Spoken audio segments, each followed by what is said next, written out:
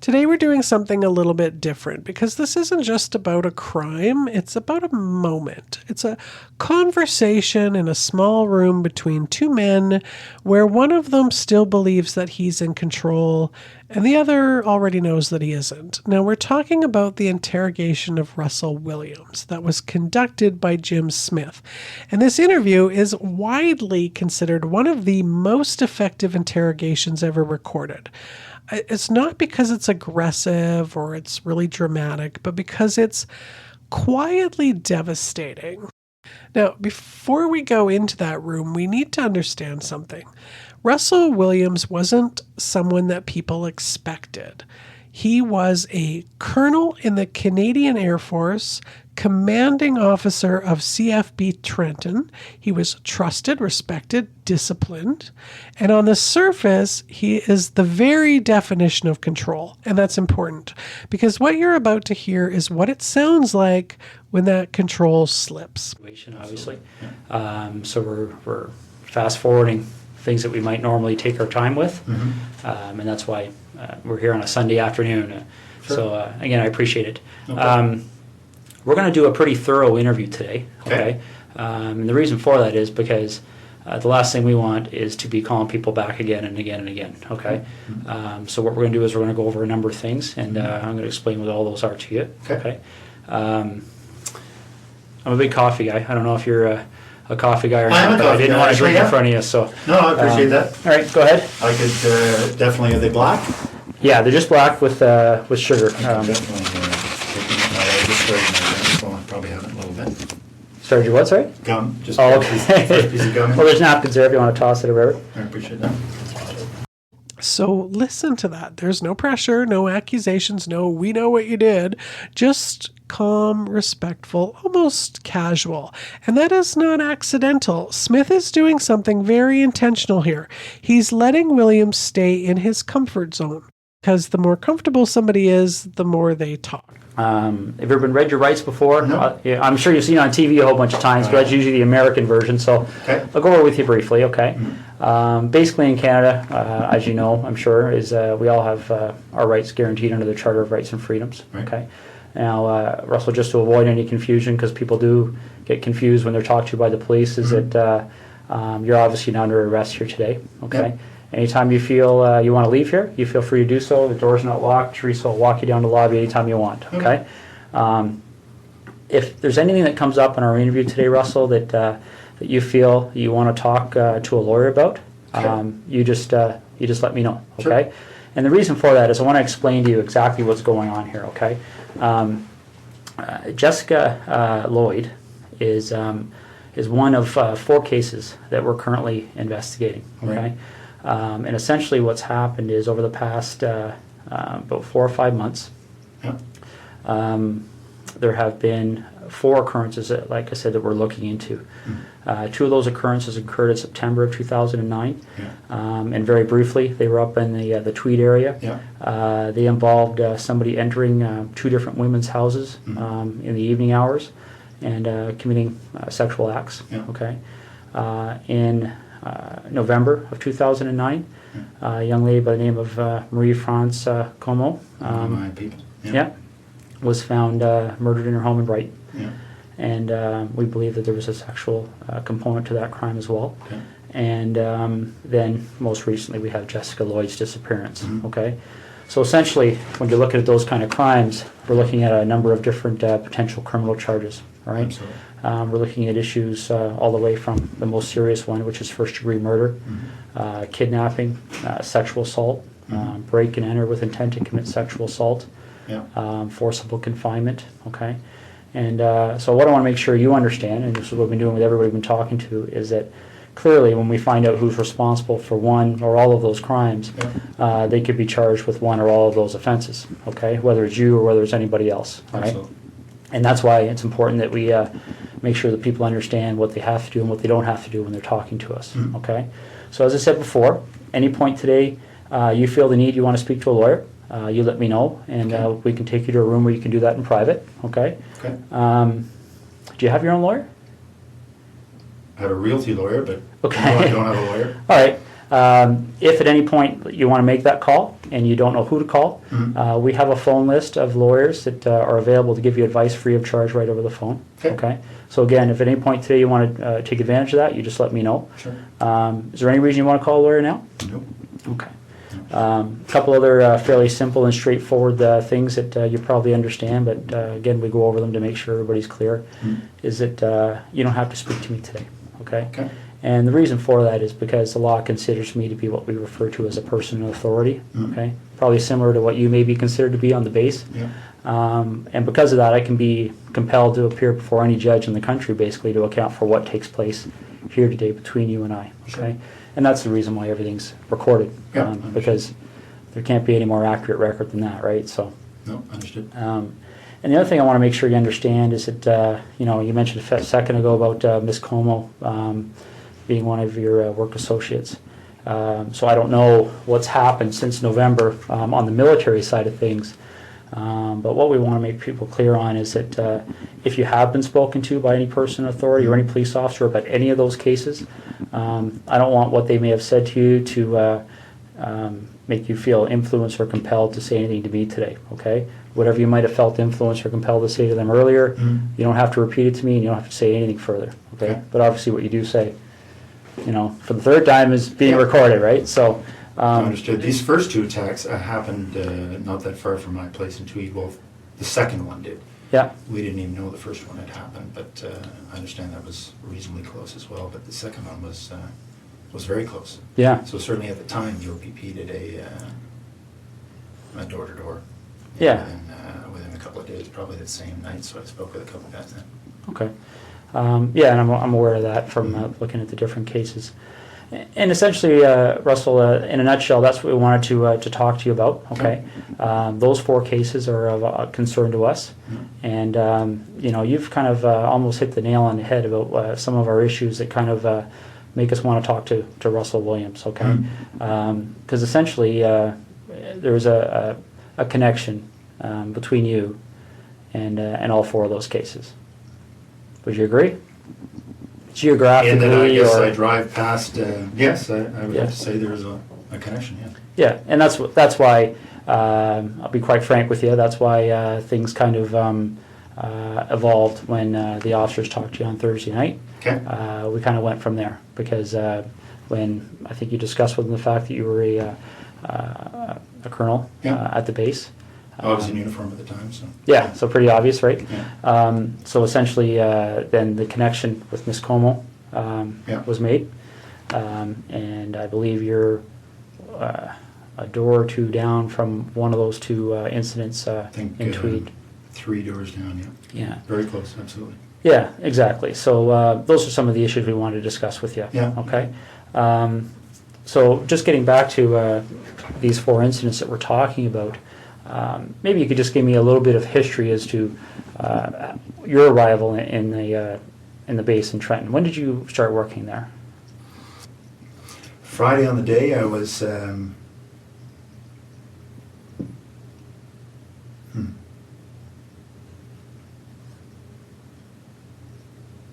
Friday on the day I was at home most of the time. Most of the day I had a sort of a stomach flu. Okay. In Ottawa or Tweed? In Tweed, In Tweed? Okay. yeah. So we backtrack then. So all day Friday, you're at home, Yeah. and then what time do you leave to go to the base to sleep there on the Friday night?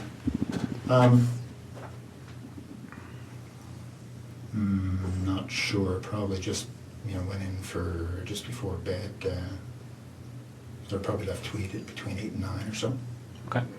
And you get to the base and spend the evening there and get up for the 5:30? Yeah, Okay. that's right.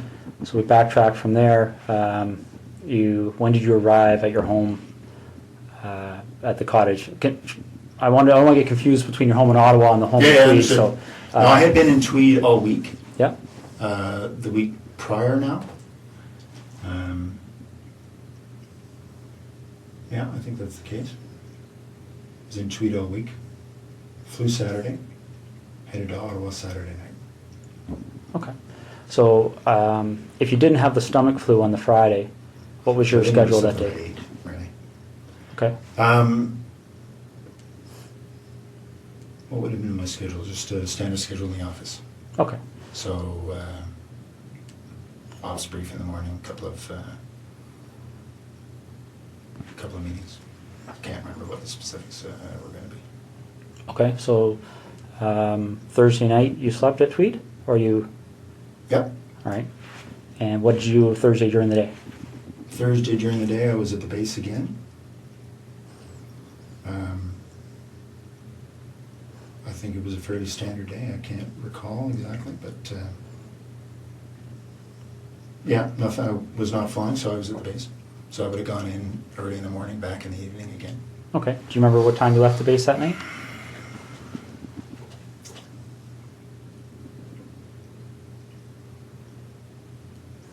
I don't remember anything peculiar, so I would say, I don't know, probably 7 to 9, somewhere in that range. Okay. And that's when you left? Left the base, yeah. And what That's a 45-minute transit. So 45 minutes home? Yeah. Okay. Okay. Now, I'm not going to walk you through November, but I'm going to take you to a date that's probably pretty fresh in your mind, the day that Marie-France coma. Yeah. Do you remember how you found out? I do. Yeah, I was sent an email. Well, as soon as the ops staff and the base learned, they told me. Okay. So I got an email. I can't remember if it was late at night or early in the morning. It was certainly, I saw it, I want to say first thing in the morning, because I had just come back from Ottawa. I was in Ottawa for a set of meetings on one of the days. I can't remember what day of the week we're talking about, but yeah, no, I mean, obviously when your people gets killed, it gets your attention. So Absolutely. yeah, I very much remember that coming in. And how did you know Marie-France coma? I'd only met her once. She was on a crew I was on just after I got to the base. Okay. So I can't even remember. I think it was a one-day trip. Now, this right here, this is what I call the performance phase. Williams is still, he's composed, controlled, he's still measured, and he's presenting himself the way he always has. A professional, a rational man, someone who belongs in control of the situation. And Smith, he lets him. He's not interrupting him. He's not challenging him. Because right now, Smith isn't trying to break him. He's letting him build a version of himself that's about to collapse. Okay. Do you know roughly when that happened? That we were on the same crew? The time you met her, the one time there, yeah? It was soon after I got to the base. So I don't remember exactly, but I would say in the first couple of months. So August, September. Okay. Yeah. Now, you got that email notifying you that something had happened. Yeah. Do you have any kind of a clear recollection as to how your schedule was going that week? Well, I can't remember what day that the message came in. Just a second. No,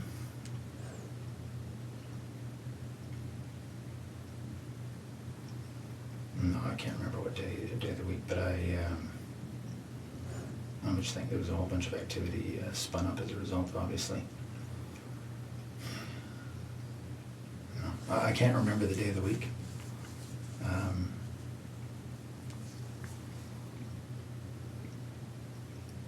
I'm just trying to think through the news reports I read. No, I'm sorry, I can't remember what day that was, but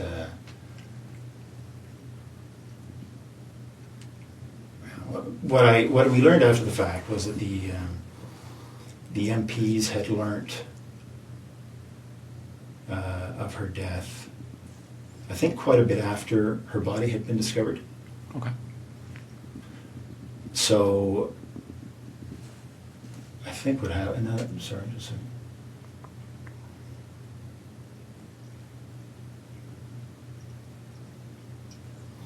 Okay.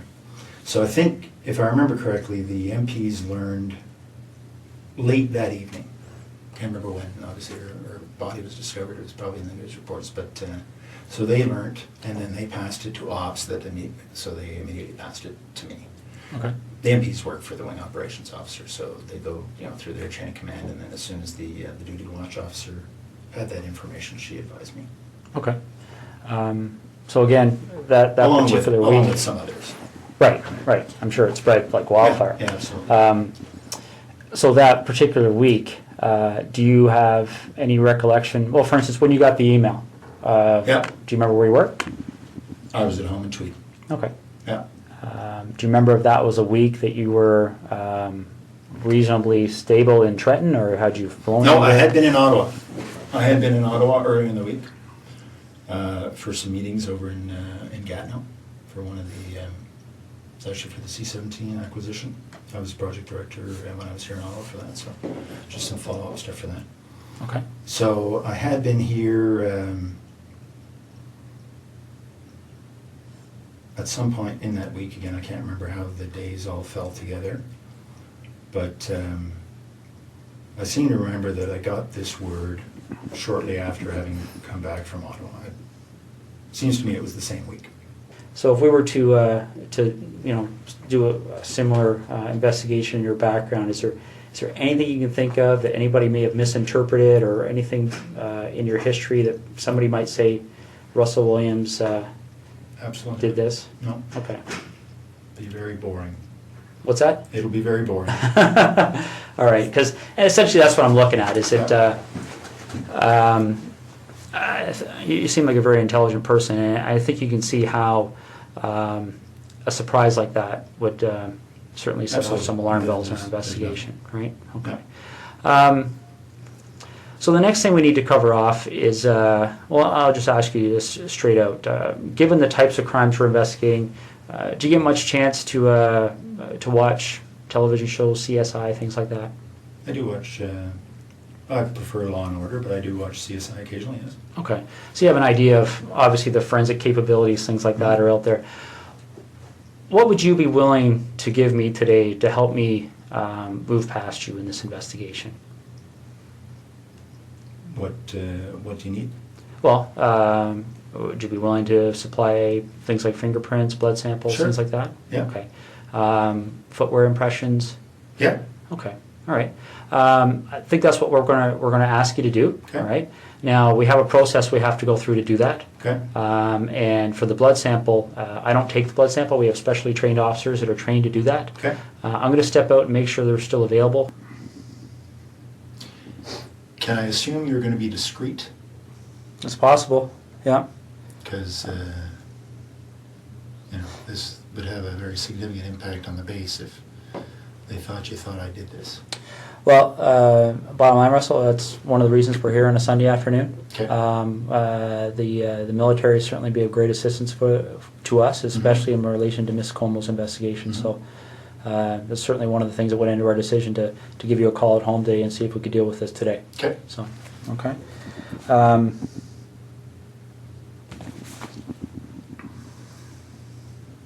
Because it's tough to undo the rumor mill once it gets started.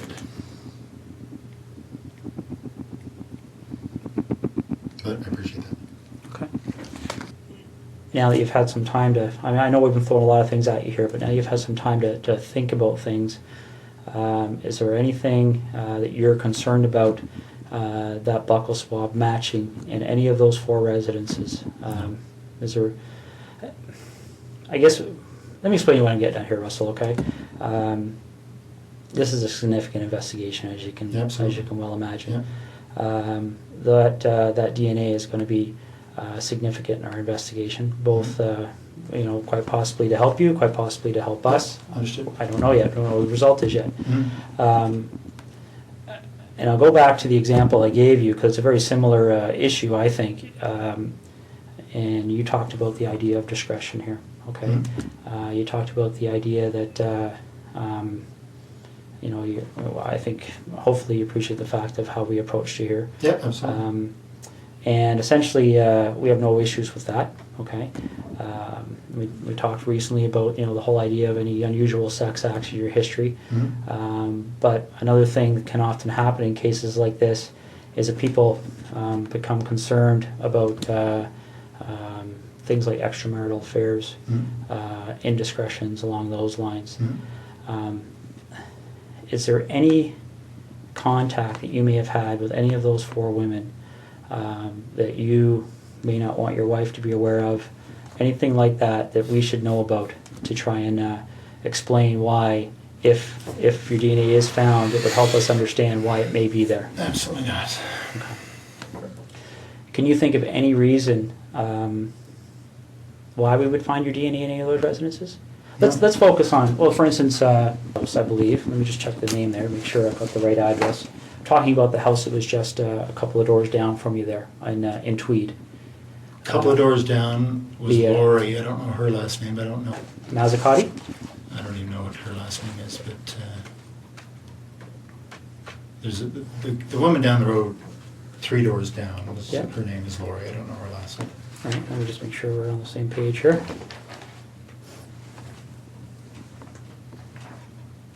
Okay. My understanding is she lived at 76 Cozy Cove. Yeah, so she would be the one, the second one, the second incident on your road there. Yep. A couple of doors down. Ever been in her house? No. We met her once, I think the first summer we were there, so in '04. Okay, and that's what I'm getting at. Again, this is a credibility issue, right? Yeah. Because I don't want to come and see you 2 weeks from now and say, Russ, Yeah. our CSI people went in that house. And are you familiar with how DNA works? I think broadly, yes, I would Okay. guess so. One of the challenges we have in 2010 with DNA is it's become so precise that I guess the best way to explain it is I can think back 15 years ago when I started in violent crime investigation. Yeah. For us to get a DNA match, the sample we had to find was, probably would have filled half of one of these cups. Does it? Because they destroy so much of the sample in the testing. Okay. Essentially, DNA has become more and more precise to the point where when you and I walked in this room earlier today, we could have sat down, talked for 30 seconds, walked out. CSI officer could have come in 3-4 days from now, Yeah. did some swabs here, and he would have found your DNA and my DNA, and probably a lot of other people's DNA. Sure. A little bit gross to think about, but essentially, as we talk, a little bit aspirate comes out of our mouth. Yeah, no, I understand. that contains our DNA, our our skin cells contain our DNA, Yeah. and that's what I'm getting at. If you were ever in Lori's residence, quite possibly, quite innocently, your DNA could be in that residence. Has there ever been a time you've been in there? No. Okay. What about the other lady down the road on? I hadn't even heard that name, so no, I don't actually know who that was. Okay. Have you ever visited Marie France Como at her residence? No. Okay. All right. So you're quite positive there would be no reason why your DNA would be in any of those Absolutely. 3 locations. Okay. Did you know Jessica Lloyd even in passing for any reason? No, I didn't hear her name till it was on the news. Okay. And the reason I'm asking that is because I know you were asked that question on Thursday night, and sometimes what we find, and again, this is one of those situations that can sometimes cause us to get in a lengthy investigation as somebody that maybe doesn't deserve it. But what can happen sometimes is somebody gets stopped by the police like you did, and they get asked that question, and people, when they're stopped by the police, they can be nervous, okay? So they blurt out an answer, and then they start driving away, and they go, oh, why'd I do that? Because the problem is that once they get asked again, then they feel compelled to maintain that answer for fear that if they change their answer, somebody could find it. You understand what I'm saying? I do. Okay. So I want to make sure that's not happening here. I don't care what you said to the officers on Thursday night last week. If there's any communication or contact between you and Jessica Lloyd, you've seen her picture, right, around I have. town? Yeah, Okay. absolutely. Ever seen her before? I don't. No, I would say I have not. Okay. All right. All right. And you mentioned something about doing some renovations at your property in Tweed there. I think you said something earlier about tearing up carpet. Correct me if I'm wrong, but Oh yeah. okay. When did all that happen? In 2004 or 5. Okay. Any recent renovations? No. Okay. All right.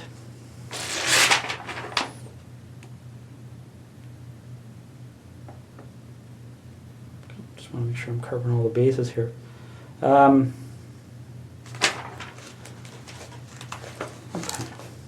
What kind of tires do you have on your Pathfinder?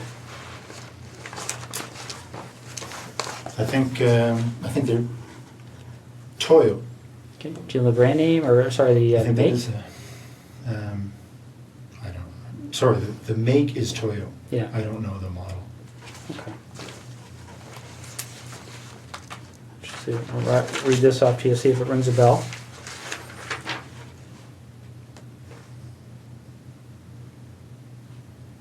Ever heard of, does Toyo Open Country HTS That sounds make any right. sense? Yeah. Okay.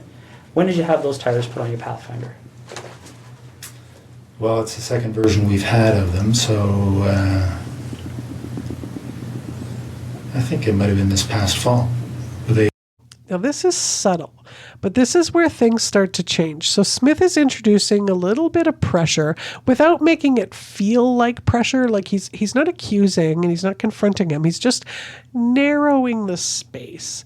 And watch Williams here, because this is where you're going to start to see some longer pauses, more careful wording, more thinking before he answers, because now he knows that this just isn't a conversation anymore.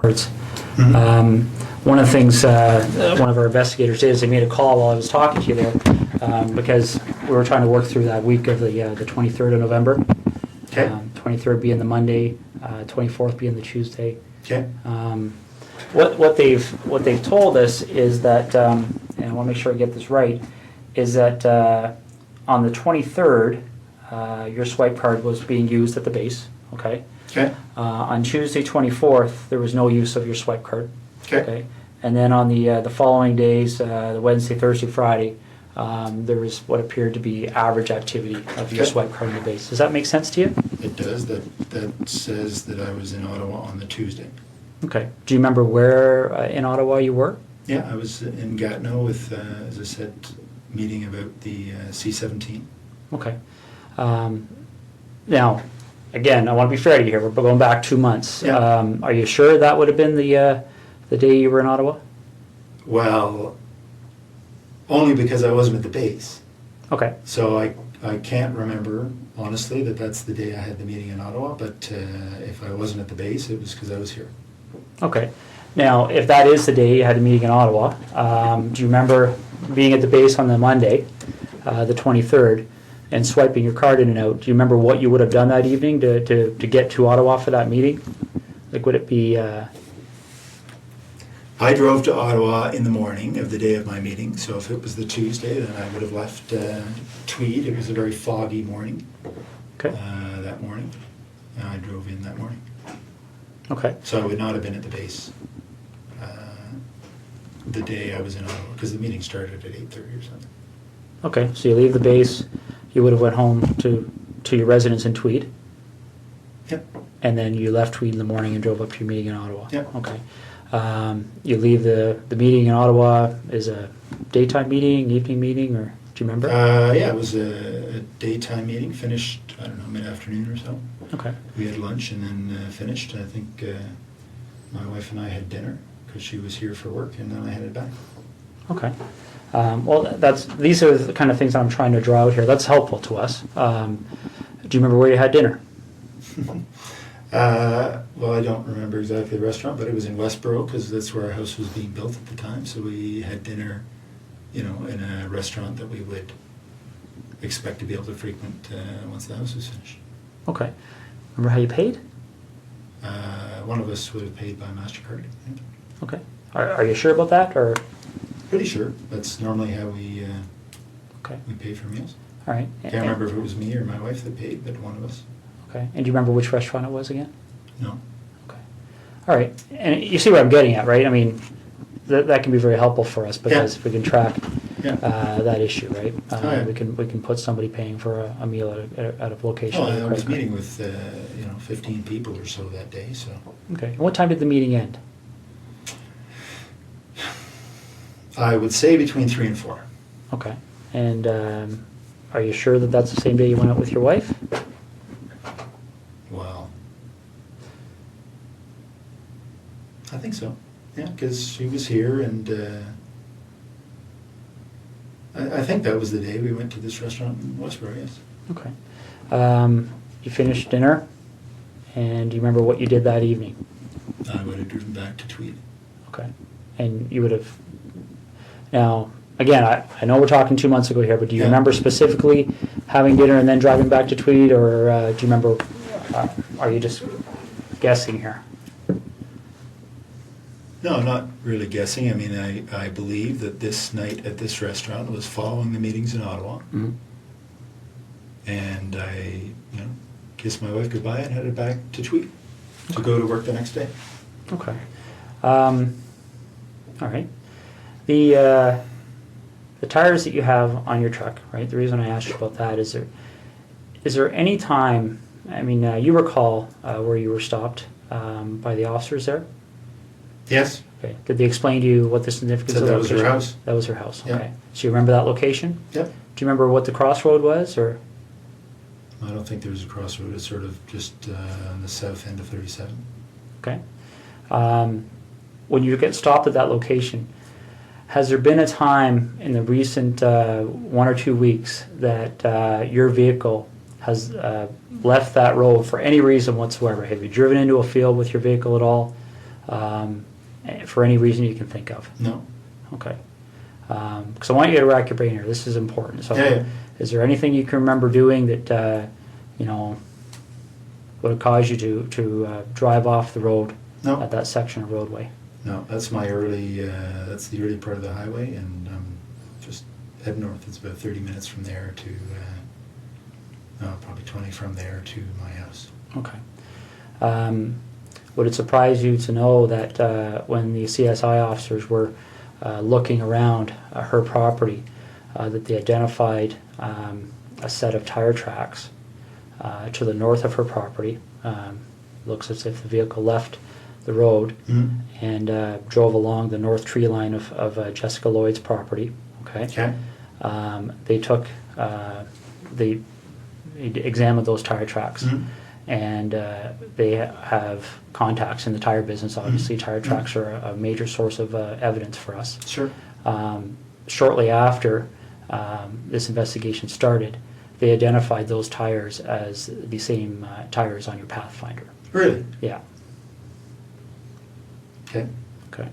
One of the other things that they do to try and identify the type of vehicle that may have left those tires, Mm-hmm. well, is they do two things. They talk to witnesses. Mhm. Okay. There was a female police officer that actually drove by that location that evening Mhm. and recalls seeing an SUV type vehicle in the field to the north of Jessica Lloyd's house, consistent with a Pathfinder. Okay. Could maybe consistent with other things, but consistent with Yeah. a Pathfinder. And they, what they also do to try and identify the type of the vehicle is they look at what they call the wheelbase width, Mhm. okay? Because different vehicles, different makes, models have wheelbase width. So they Yeah. can take those two sets of tire tracks, measure the distance between them, Yeah. okay, and determine what the width is. Sure. And then they can enter that into a vehicle database, and it will spit out the types of vehicles, Yeah. okay? Your Pathfinder's wheelbase width is very, very close to the width of the tires that were left in that field. Mhm. Okay. Do you have any recollection at all of being off that road? No, it was not off the road, no. Okay. All right. Russell, is there anything you can think of? Let's go talk about Marie France Como for a minute, okay? Mhm. Is there any reason at all you can think of that during our investigation, obviously we're searching computers, things like Blackberries, right? Mhm. Electronic devices, looking through houses for things that are in handwriting, written notes, diaries, things like that. Mhm. Now, I'm not at liberty to tell you what the content was, but is there any reason at all you can think of why Marie France Como would have specifically referenced you in some of her writings? Not at all. No? No, absolutely not. Okay. Is there anything that she ever said to you that led you to believe that there might be something more than a passing interest with her towards you? Not at all. No, we spent, one flight together talking. I'd go back occasionally and talk. No, if that's the case, that's very surprising. Okay. All right. You have any questions for me right now? No. Okay. I'm just going to step out and see how things are going, okay? Okay. I mean, it is a Sunday, but there's probably 60, 70 people working on this file, so there's a lot of things happening. Sure. So let me go out and see what's happening, and then I'll come back in and we'll hopefully continue, okay? I told you when I came in here that I'm going to treat you with respect, and I've asked you to do the same for me. We talked about the whole idea of how we've approached you here, okay? The trying to be as discreet as possible, okay? But the problem is, Russell, is every time I walk out of this room, there's another issue that comes up, okay? And it's not issues that point away from you, it's issues that point at you, okay? And I want you to see what I mean, all right? This is the footwear impression of the person who approached the rear of Jessica Lloyd's house on the evening of the 28th and 29th of January, okay? All right? Now, I want you to keep in mind that this is slightly smaller, okay, in scale, okay? Okay. All right, that's not to scale. The footwear is actually bigger. Okay. If you look here on the ruler, you'll see that 1 inch is just slightly smaller than an actual inch, okay? But this is the way it prints off on the computer. Yeah. I'm going to move this over so you can see what I mean, all right? Because essentially when you're dealing with footwear impressions, we have a gentleman on the OPP who's basically world-renowned. His name is John Norman. And essentially with footwear impressions, you're in a situation where you're pretty much in the area of fingerprints, okay? And essentially what we're talking about here is, especially when you start adding in other pieces of information that support an investigative position, okay? This is a photocopy of the boot that you took off your foot just a little while ago, okay? Now, I'm not an expert in footwear impressions, so I rely on the experts. Footwear impressions are very much like fingerprint comparisons, okay? You take a look at this print, and again, this is one print. This person walked through, there's several different prints to compare, so we're going to get features off of one print to compare, features off another print to compare. These are identical.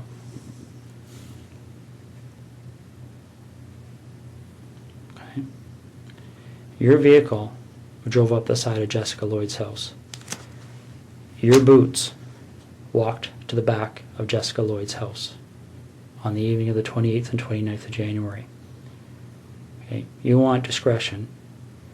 We need to have some honesty, okay? Because this is getting out of control really fast, Russell. Okay, really, really fast.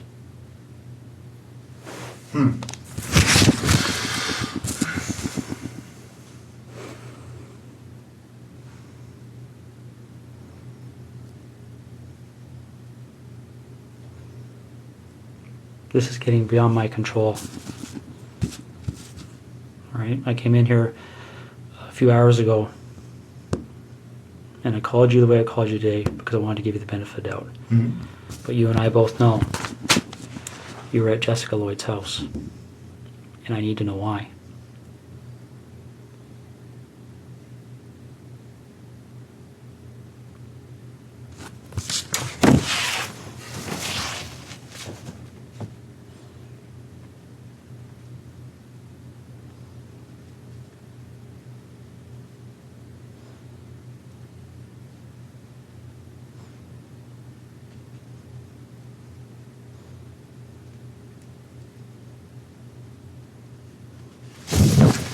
I don't know what to say.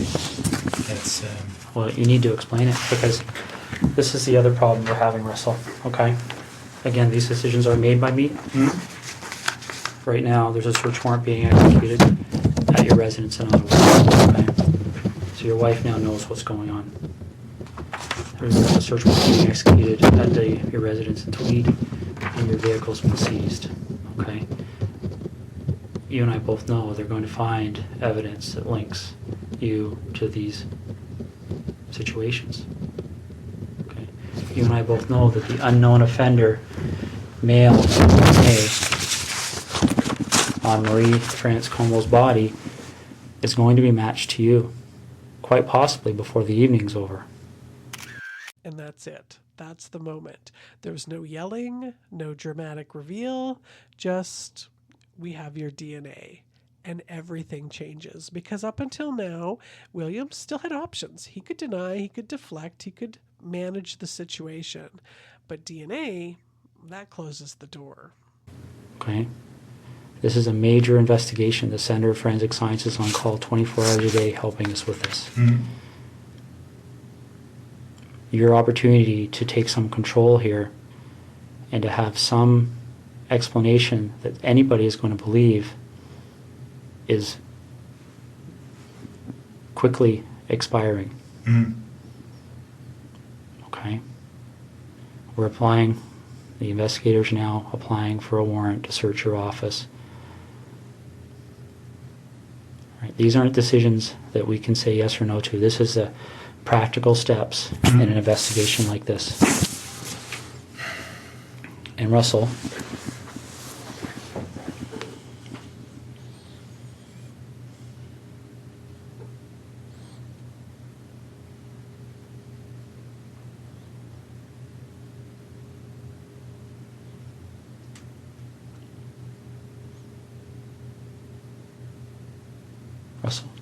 Mm-hmm.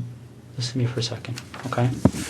When that evidence comes in, when that DNA match, when that phone rings and somebody knocks on this door, your credibility is gone, okay? Because this is how credibility works, all right? And I know you're an intelligent person and you probably don't need to hear this explanation, but I also know your mind's racing right now, okay? Because I've sat across a lot of people in your position over the years, okay? The bottom line is that as soon as we get that piece of evidence that solidifies it, DNA, okay? As soon as the expert in footwear impressions, the expert in tire impressions calls and says, yes, I've examined those and they're a match, it's all over. Because as soon as that happens, where's your credibility? Where's your believability? You're just another, and again, don't take this wrong, okay? But you can see if you step outside this room in your mind and imagine how people are going to view you, okay? If the truth comes out after the clear evidence is presented to you, when you finally go, okay, I'm screwed now, what are we going to do?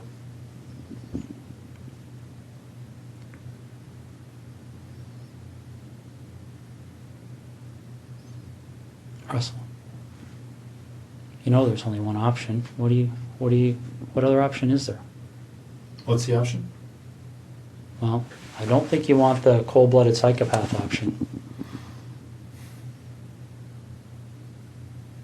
I might be wrong.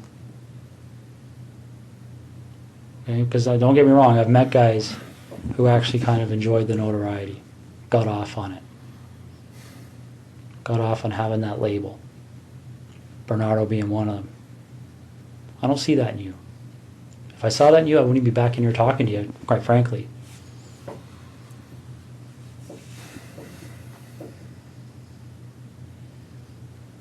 But maybe I'm wrong. Maybe you got me fooled. I don't know.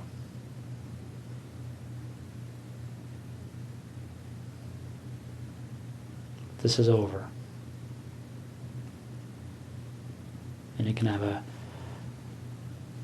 bad ending where Jessica's parents continue to wonder where her daughter's lying.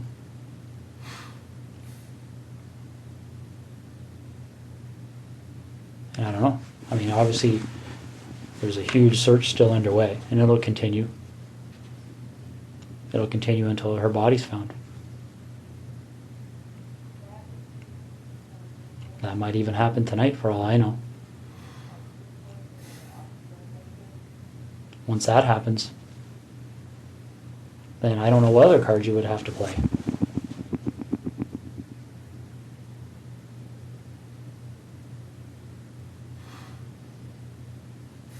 What are we going to do?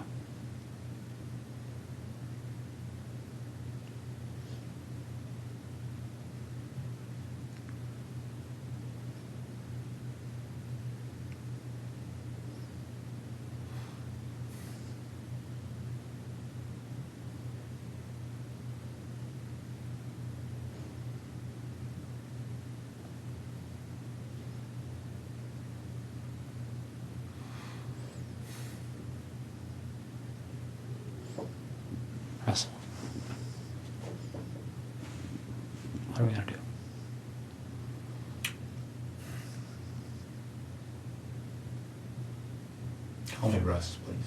Okay. What are we gonna do, Russ?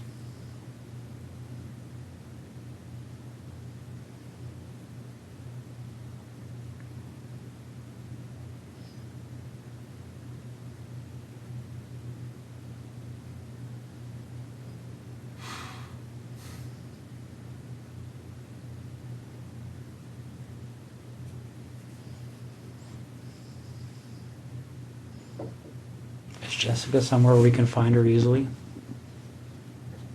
Like, is this something where I can make a call and tell somebody to go to a location and they're going to find her, or is this something where we have to go and take a walk?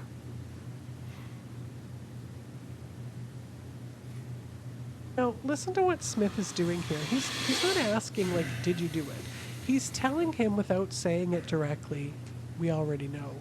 And that is a completely different psychological position, because now denial doesn't make sense anymore. Which direction are we heading in here?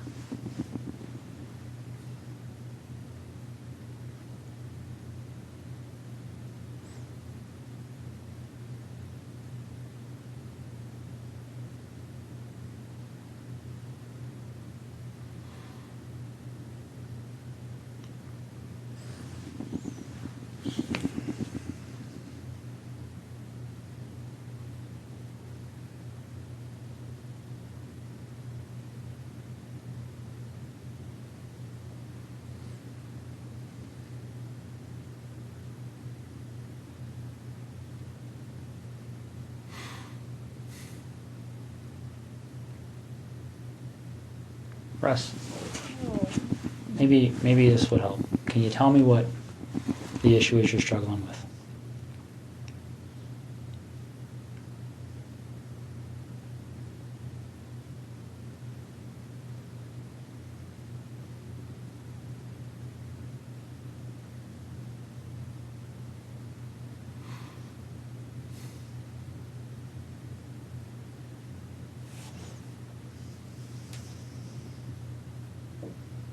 What's the issue you're struggling with?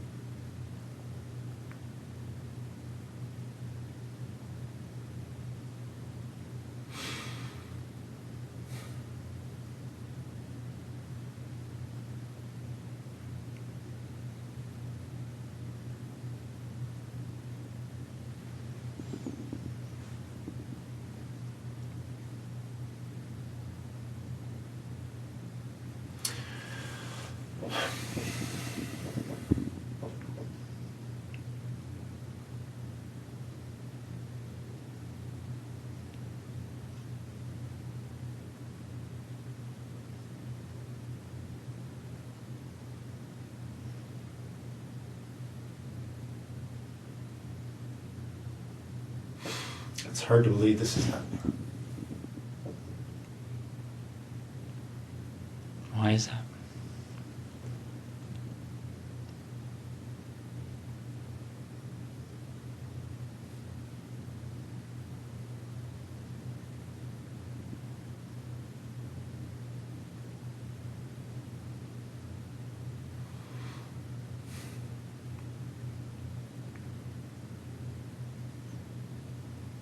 Why is it hard to believe?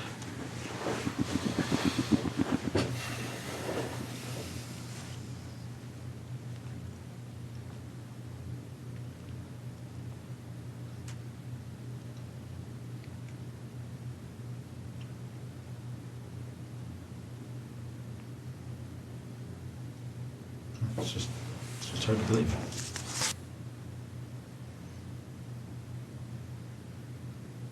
Whose decision was it? And we're going to find out the answer to this anyway. But whose decision was it to issue the directive to the base personnel that nobody had to speak to the police and to seek legal counsel before they were questioned? It's I don't think that was... my understanding that direction came from somebody that reports to you. What do you think they're going to say, Well, Russ? no. What do you think they're going to say? All right, and let's step back for a second here, okay? I really don't think it benefits you or makes you look any better to start debating the little issues, No, okay? but that is news to me. Okay. I have a legal officer that reports to me Yeah. who may have given that direction. Okay. But that's the first time I've heard it. If that's true, Okay. that's the first time I've heard that. All right, and that may be the case, but how does it look? Right?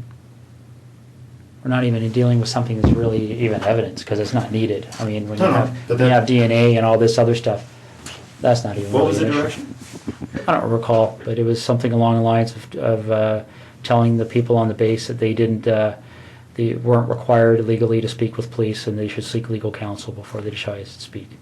But Okay. Well, if that was actually said, it would not have been to the base at large. It may have been to the individual, the boyfriend who is the suspect. okay, That- my understanding it went out to all personnel. No, absolutely Maybe no, only under your command. I don't know. It didn't. Okay, okay, that's I fine. did never see it. That's fine. Now let's get back to the issue. What's that? So you talk about perception. My only two immediate concerns from a perception perspective are what my wife must be going through right now Yeah. and the impact this is going to have on the Canadian Forces. Where do we go?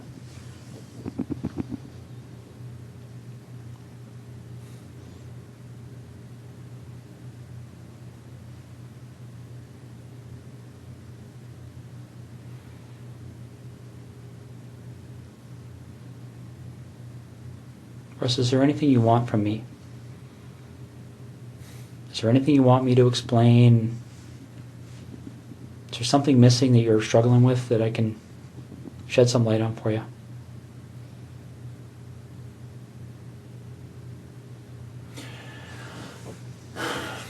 I'm struggling with how upset my wife is right now. Russ, what are you looking for?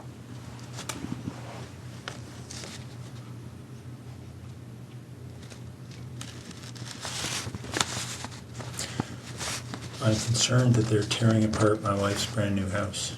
So am I. But if nobody tells them what's there and what's not, they don't have any choice. Computers will be brought to Microsoft in California. They'll be picked apart. You can't erase things from computers. It doesn't happen. I'm sure you've seen that. I'm sure that's pretty common knowledge these days. It just doesn't happen. They sell programs that to try and help people clean their computers of stuff, and our guys are pulling that stuff out all the time. The FBI is pulling that stuff out all the time.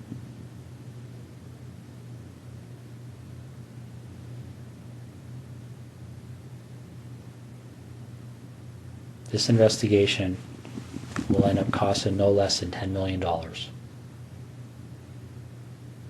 Easy. And they will say no to nothing.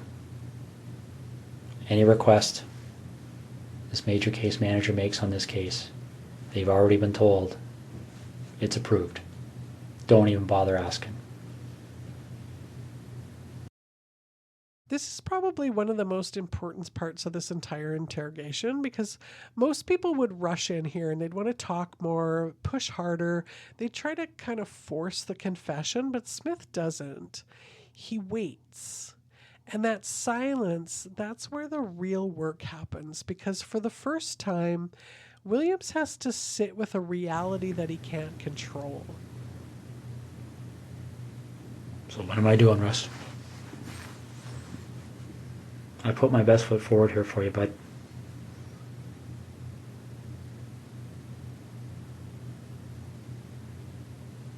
I really have. I don't know what else to do to make you understand the impact of what's happening here.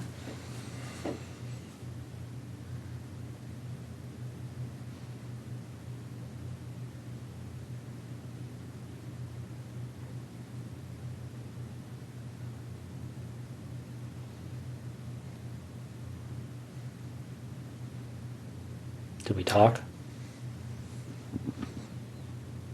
I want to minimize the impact on my wife. So do I.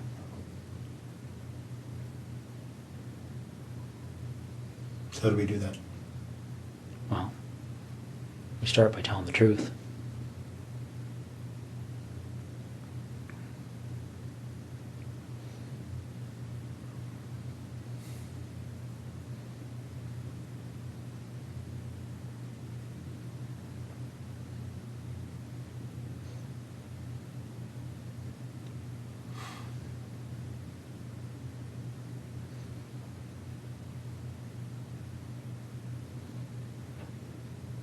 Okay. And there it is. That is the moment the interrogation is over.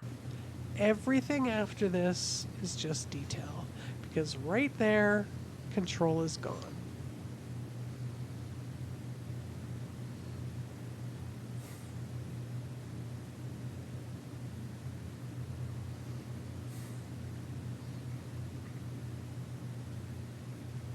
Get a map. Is she close to where she lives? I've got maps of that general area.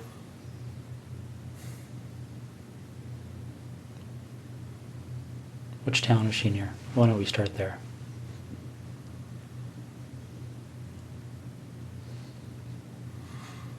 I'm not sure if you give me a map of that covers Calabar down to the highway and over to Tweed and south, I'll show you. Let me see what I got here. I might have something. Is she inside, outside? Outside.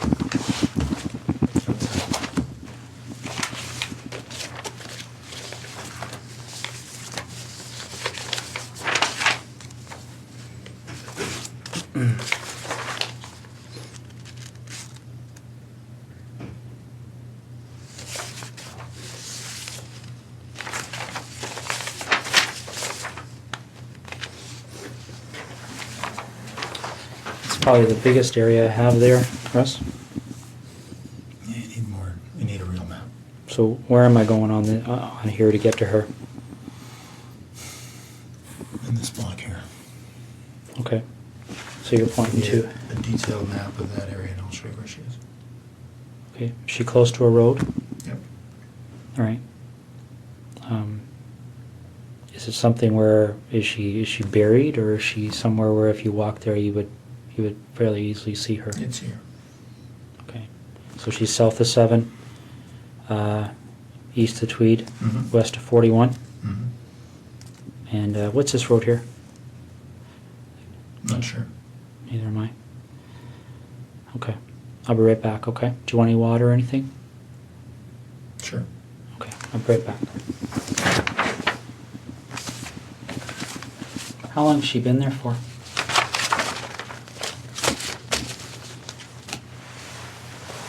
A little over a week. Was it fairly quick from the time she left? Friday night.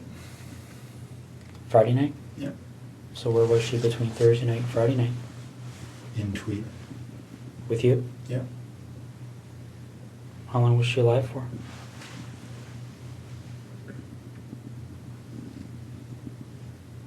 Almost 24 hours, not quite. Okay. Russ? You're doing the right thing here. Okay.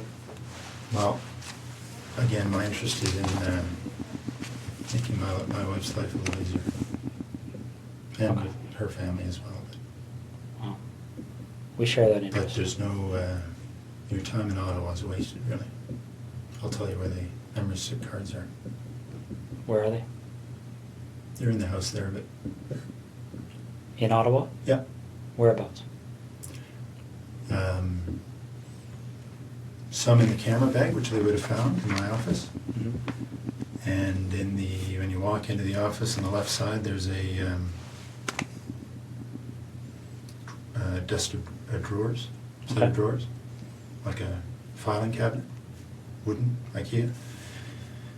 In one of the top 2 drawers, and there's a plastic divider, Yeah. and there's inside there are 2 memory cards, Okay. which are blank, but I'm sure they can be And whose images are on those cards? well, I've erased them, but I expect be able to draw images of Jessica and I. What about Marie?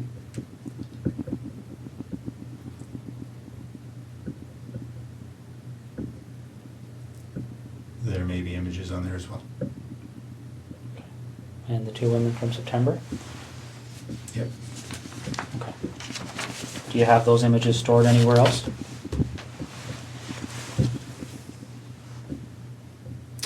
Yeah, there are 2 hard drives in the house in Ottawa. I can draw you a little picture if you like. Sure. Do you want to do that now while I'm Sure. getting them out? Okay.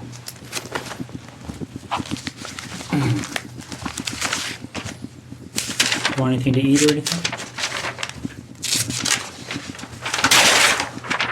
Leave that with you. Okay. Sure.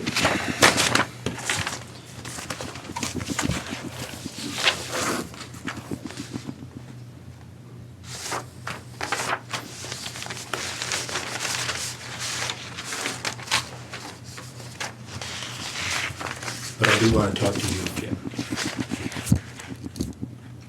That's the plan. Okay.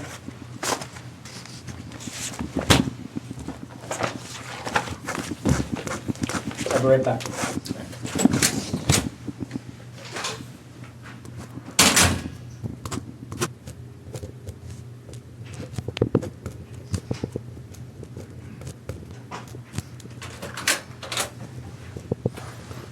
How you make it up there? Thank you. Okay, make it up.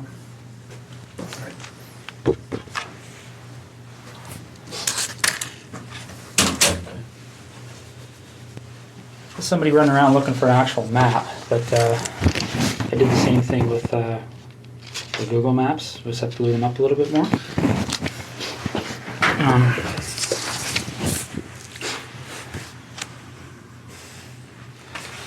This is the biggest of the area. Well, this might have better parameters for you. There's Tweed.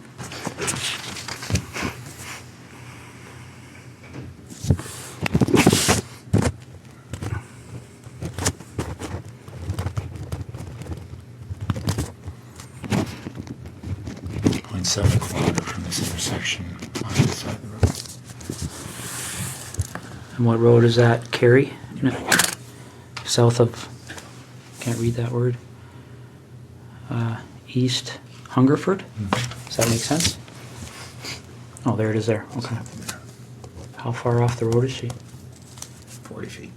Is she covered with anything? She's wrapped up. In She's what? on the surface. Just a gray something or other cover. Okay. Barry, the obvious question I'm going to have for you is, when they go there, and they'll be there shortly, they're going to find her? Oh yeah. Okay. I'll be right back. You look like you want to say something. Just that this place, my wife, it's been a dream for a better part of a year, so I'm keen to get them what they need and so they can leave her alone. Okay. Well, we're going to do our best to keep that as low-key as possible, okay? What do you want to talk about? Because it's pretty wide open now, eh? Yeah. What do you want to know? Well, do you want to work forwards or backwards? Doesn't matter. Why don't we start with Jessica? Okay. How does that start for you?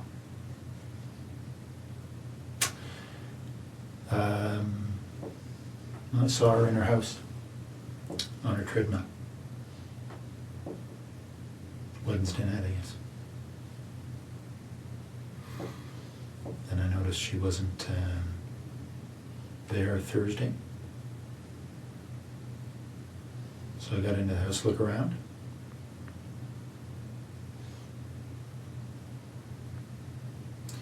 Then left. Noticed she'd come home. So I went back in. Through the back patio door. while she was sleeping.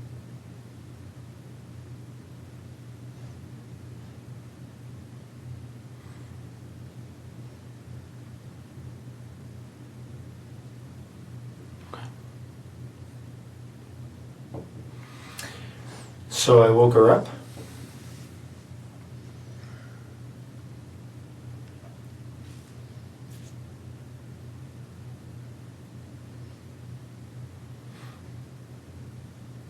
Didn't hit her. She only hit her once. Friday night.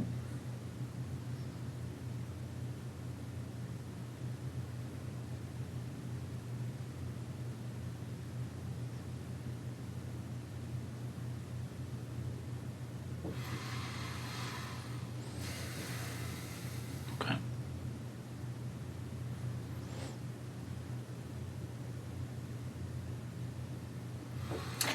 Well, so I raped her in her house,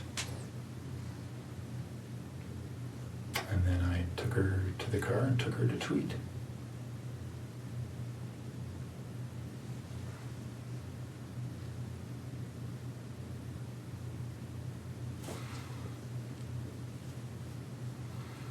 And spent the day in Tweed.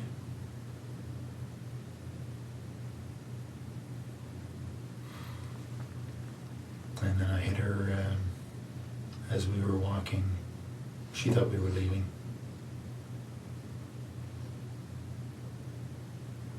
Hit her on the back of the head.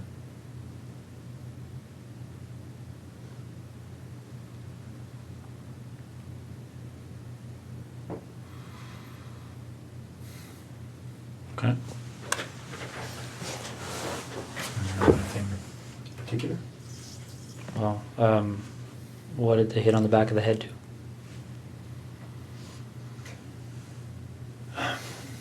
Well, I was surprised that her skull gave way. She was there and immediately unconscious. I strangled her. Okay. What did you hit her with? Flashlight Okay. In the house or outside the house? in the house. Yeah, they'll find signs of that. Where in the house did this happen? In the main portion, just in front of the fireplace. What do you mean they'll find signs of it? Oh, there was quite a bit of blood. I hadn't expected. I'd expected to knock her out. But obviously generated a lot of blood. What did she bleed onto? The floor. It's just tile floor. Okay. Did you clean it up or did you? I wiped it up. I know it'll be easily spotted. What makes you think that? Like, if I walked in that house right Well, now, you would I see You it? wouldn't see it, not at all, but, you know, the right science will show it, I'm sure. Okay. So when that happened, did she have clothes on or was she naked? Yeah, or? she was dressed. Okay. So when we find her, is she gonna have those clothes on too? Yeah. All right. Okay. Marie France Como.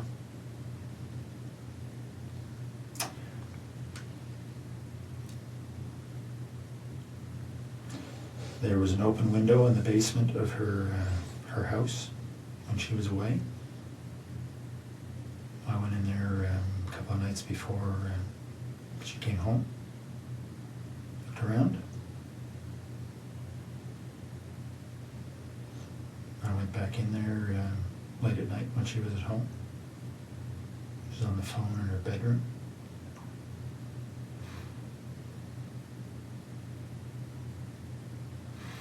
She actually discovered me in the basement. She was trying to get her cat to come upstairs, and the cat was in the basement, had seen me and was fixated on me in the corner. She couldn't get the cat up, so she came downstairs to try and get the cat, and I'm not sure why she came over to me. I guess the cat was staring at me, and she was wondering what the cat was staring at. The lights were on.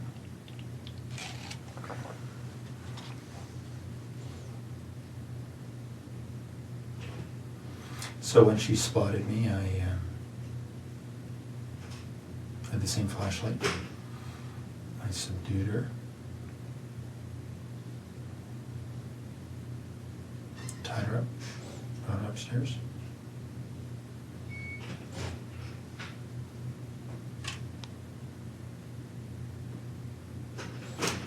And strangled her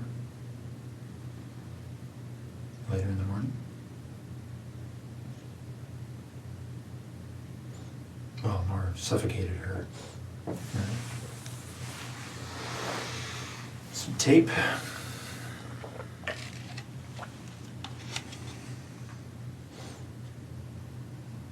Left her there.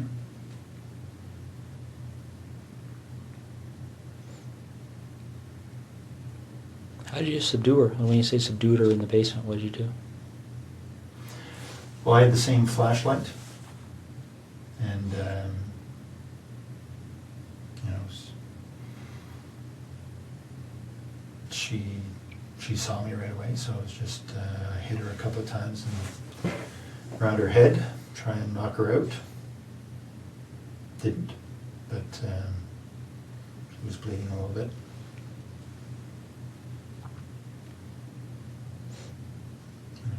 Eventually, after a struggle, subdued her.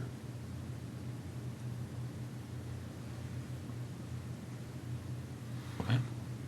Any blood from that struggle? Oh yeah. No, not a whole bunch, but a flashlight did break her skin a couple of times. Okay. What area of the basement did that take place in? I was hiding behind the furnace, so she spotted me right there. Okay. Did she recognize you? No, I had stuff on my face. Okay.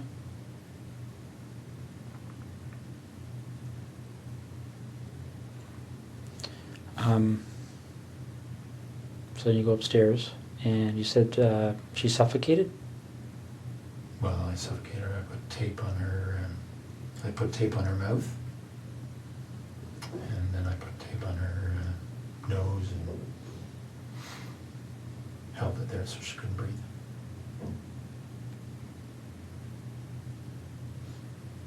Okay. What kind of tape was it? Duct tape. What happened to it? Well, I took it with me and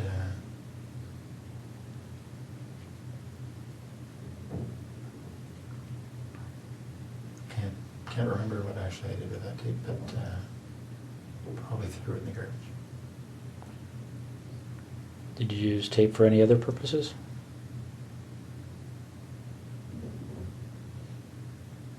No. Okay. Did she ever recognize you through this whole episode? No. What did you say you had on your face? Just a cover for my head, just a sports pullover type, like just a little cap kind of thing. Okay. Just a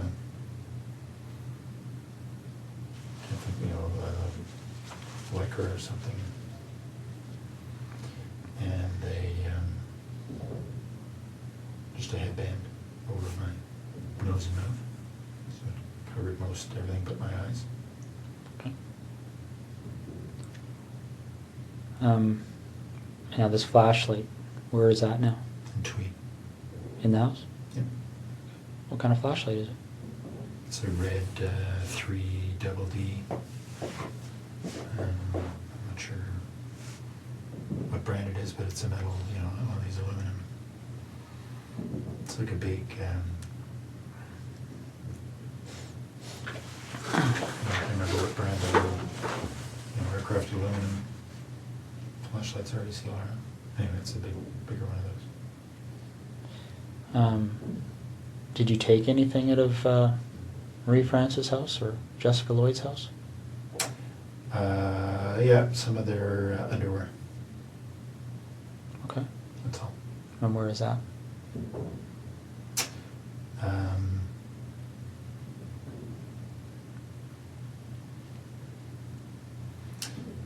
It's in some boxes in the basement here in Ottawa, in that rec room.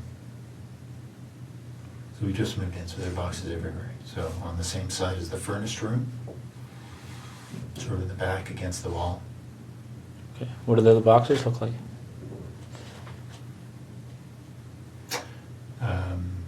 I think one's a scanner, the box for my scanner. Mm-hmm. They're all right next to each other, so a quick look through the boxes there will find it. Okay. How much underwear is in those boxes?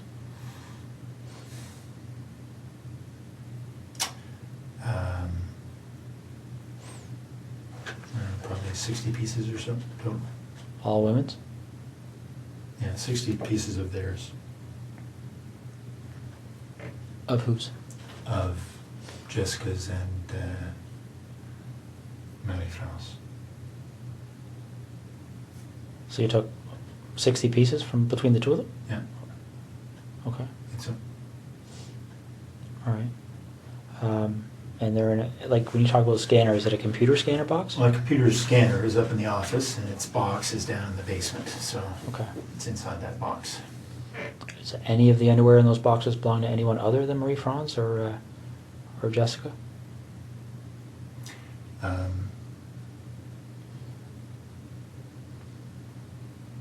Yeah, there's some from each of the other two women. Okay. Why don't we talk about those two women? Mhm. So the first one happened on the 16th, and I don't know why I can't recall their names, but the lady that was lived closer to you. No, Lori was closer to me. Okay. So the first one, Mhm. I had just spotted her from our boat, actually. And I got into the house while she was asleep, noticed that she was alone.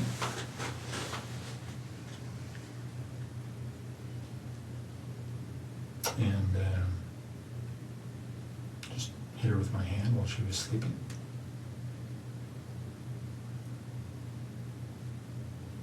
Subdued her. Mostly just my weight on top of her.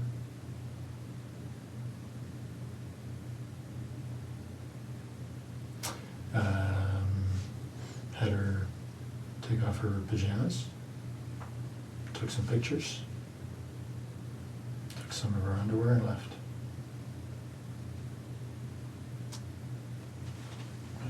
And the other woman? Same kind of deal. Got in through the back of the house. She was sleeping in her, not in her bedroom, but in her, in front of the TV. Very much the same story.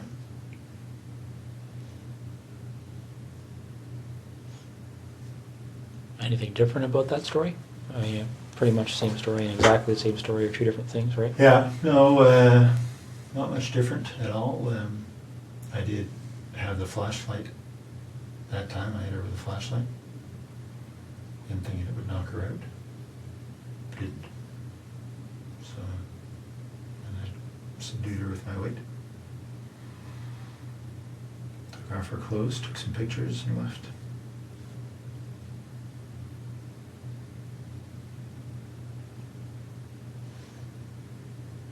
Why do you think these things happen?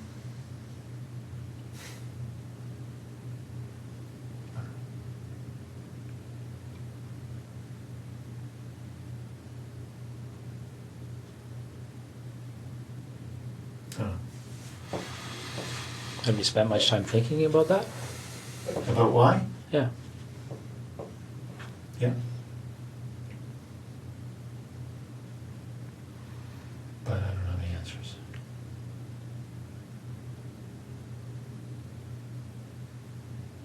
And I'm pretty sure the answers don't matter.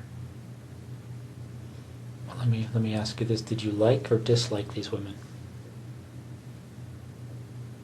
I didn't know any of them. Okay. I had met Maddie Faunus that one time in our airplane. Okay. No, I guess when you're going through these things, are you? Well, let's talk about Jessica, because she was there with you for the whole day, right? Mm-hmm. What kind of feelings were you experiencing while you were with her that day?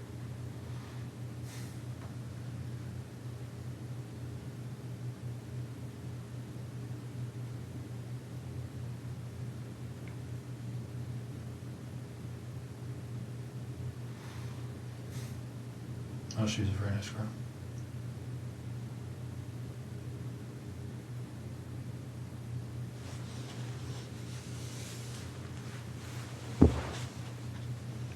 Can you tell me why you killed her? Right? Do you know why you killed her? Well, I think I killed her because I knew that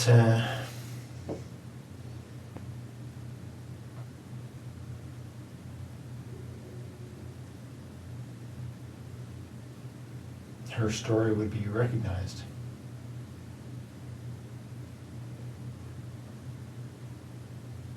Her story would be recognized? How do you mean? Well, because she knew I was taking pictures. Mm-hmm.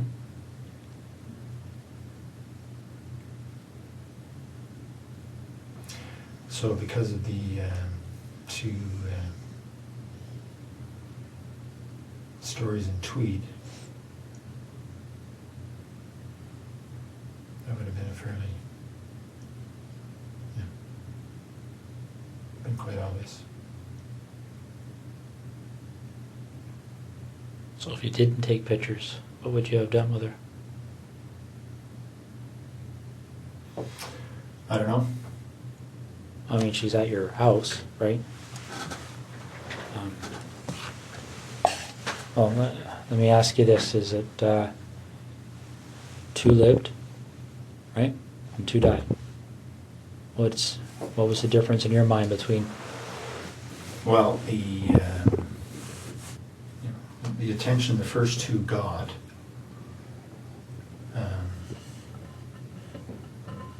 was very much focused on, obviously, or for obvious reasons, pictures I took.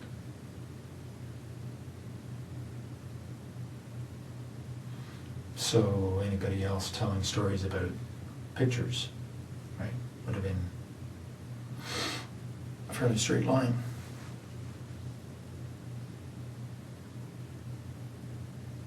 Okay, but when this thing happened with Marie France, did you believe that you were already a suspect for what happened in Tweed? No. So what were you concerned about? Well, because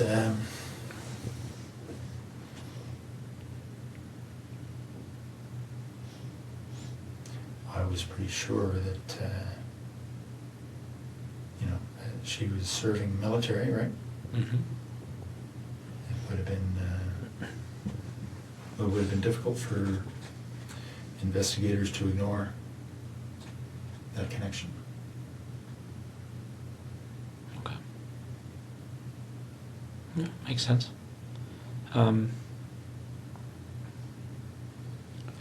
Let's go back to Jessica then, okay? You see her on the Wednesday night, okay? On her treadmill? Mm. How do you see her? She was in the basement, window wide open, on a treadmill. So I drove by. Okay. Did you stop to look at the house, or how does that catch your eye as you drive by? Well, I was looking to see who was where. Don't know that area very well, so I was just keeping my eyes open. Okay. So you spot her on the Wednesday. Yeah. Do you just keep on going, or did you stop and take a closer look that No. night or anything? No? I could go. Okay. And you went back on the Thursday night, right? Yep. So you go back on the Thursday night and you went into the house before she came home?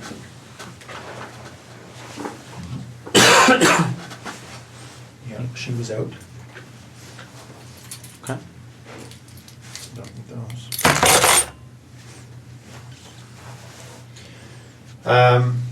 Yeah, she was out. Got in through the kitchen window. It's unlocked. Everything else was locked.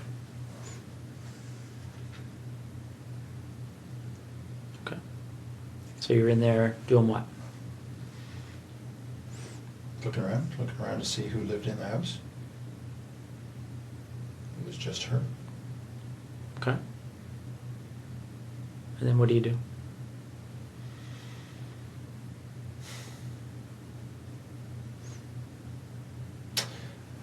Well, I left the house. And then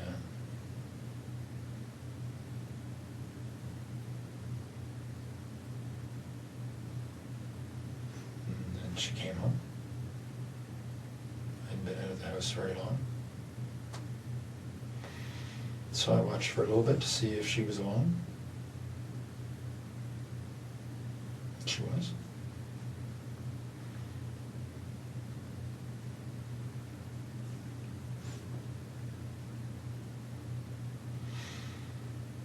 And I went in when she went back to sleep. Went to sleep. Okay. So you go in, she's sleeping, and what do you do? Well, I snuck up to the side of her bed, expecting to try to knock her out. She woke up, but she did as I said, so I didn't hit her. What did you say? Said, lie down on your tummy. Okay. She did. I tied her up. What'd you tie her up with? Some rope I brought. So she's on her stomach. How are you tying her up? Just tying her hands behind her back. Okay. She got clothes on at that point? Mhm. What kind of clothes? Sweats. All right. You tie her hands behind her back, and then what happens? I took her clothes off.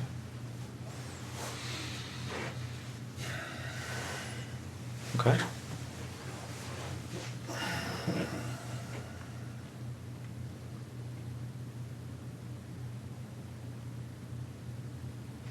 And then what happened?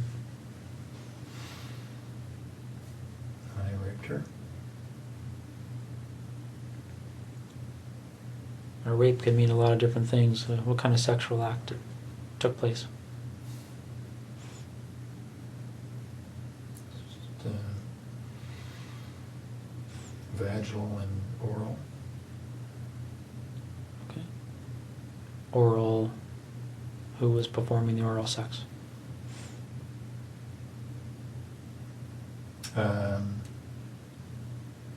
No, me on her and her on me. Okay. Any condoms used or anything like that? No. No. So the, and again, correct me if I'm wrong. Vaginal intercourse. Her performing oral sex on you, and you performing oral sex on her. Mm-hmm. Do you remember what order those things occurred in? Yeah. I started with the oral sex. Then I raped her. And then later on I made her perform oral sex on me. Okay.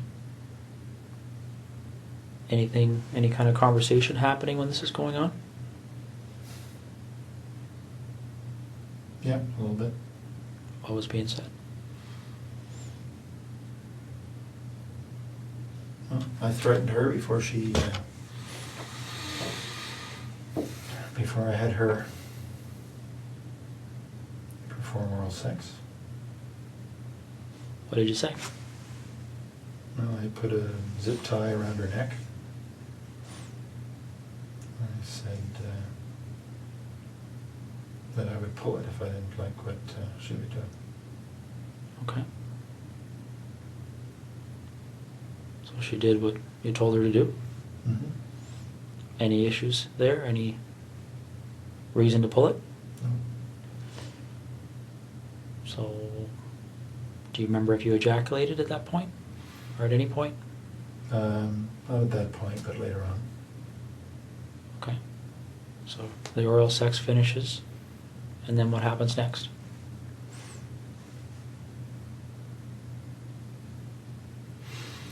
Well, I continued to rape her, and I had her put on some of her underwear. Took some pictures, lots of pictures. And then got her dressed, walked back to the truck. Okay. At what point did you decide that she was going to leave with you?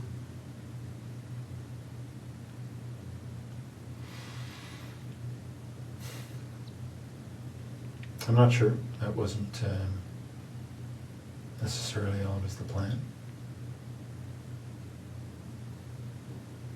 But at some point, I was there for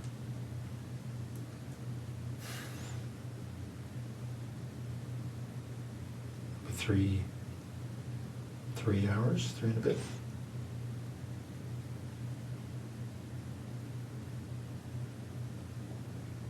Okay. Do you remember the conversation about leaving? Was there any... Did she say anything about that, or what was she saying to you? She was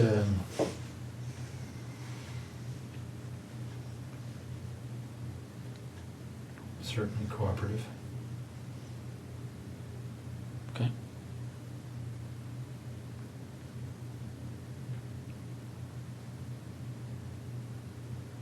A cooperative can mean a number of different things. Was she excited about leaving with you? I mean, I don't want to be sarcastic, but No, she just didn't put up too much of a fuss. did she try and negotiate with you at all, or No. what did she say? Well, I told her that I would let her go later on. Okay. What's interesting here is that Williams doesn't fall apart. He doesn't break emotionally. He doesn't panic. He does something else. He repositions himself, and he kind of goes from controlling the situation to controlling the narrative. And that's a different kind of control, but it's still control. So when you take her out of your house, is she still bound, or Yep. how is that done? Just hands behind her back. Okay. What about her feet? Anything there? No, she was walking freely. Okay. Barefoot, or No, she had those brown suede shoes on that had been reported. okay. So where does she sit in your truck when you get to the truck? Front seat, passenger side. Okay. And where do you go? Straight to Tweed. Straight to your house in Tweed, or straight Yeah. to just the town? Straight to the house. No stops anywhere? No. Okay. What time, do you remember what time you arrived there?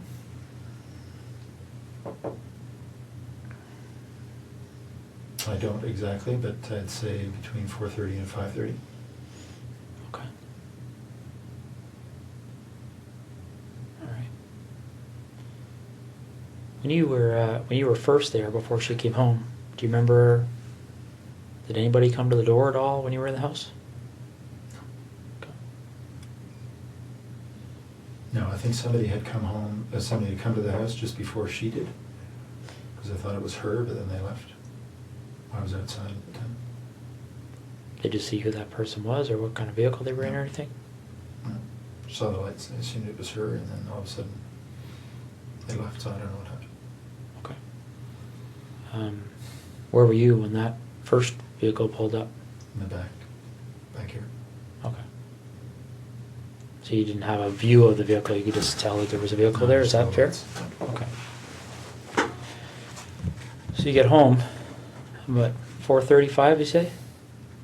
Hmm. Okay. And then what happens?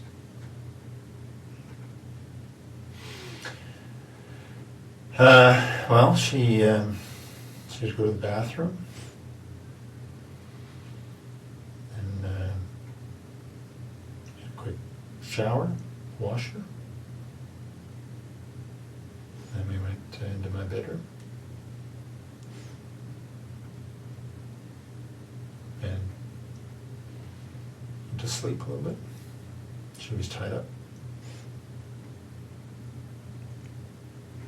How was she tied up at that point? Stands behind her back. I put tape over her eyes from the beginning. So that's what she had. Okay. When they find her, is that tape going to be there, or was it ever removed? No, I removed it. Okay. What kind of tape? Duct tape.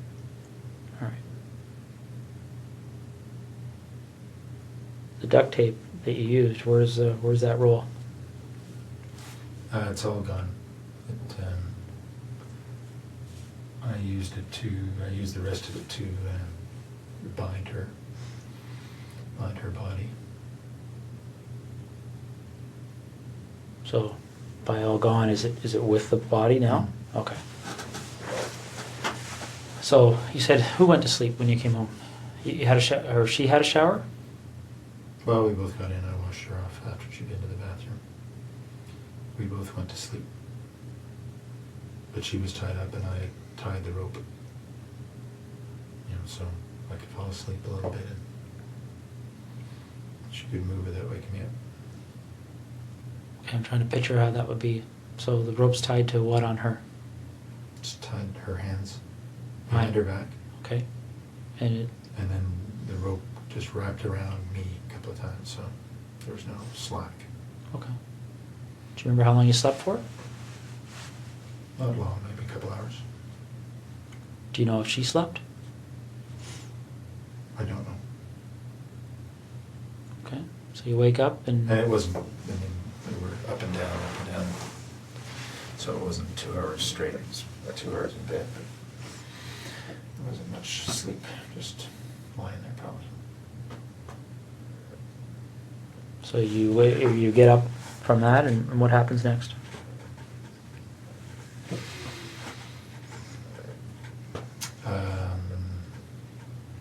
She had a seizure, actually. She felt it coming on, and because she'd had some before. Lasted quite a while. Got her dressed, into the family room,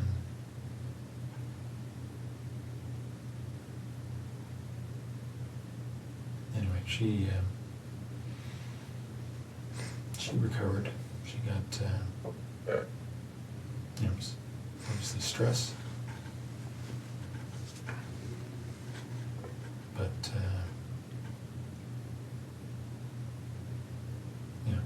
probably went on for about 15 minutes. Sort of it.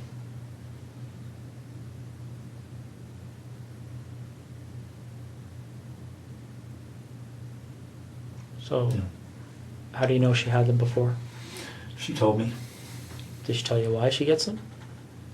Well, she suggested it was stress.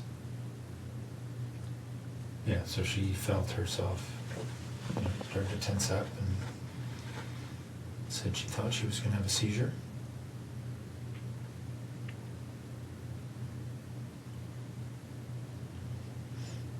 So it was convulsions is what she was having. Okay. So she recovered from that? Yep, I stayed with her and talked her through it and make sure she didn't bite her tongue. Okay. And then what happened? Well, then we had a little lie down right there because she was obviously exhausted. Put a cover over her and she went to sleep.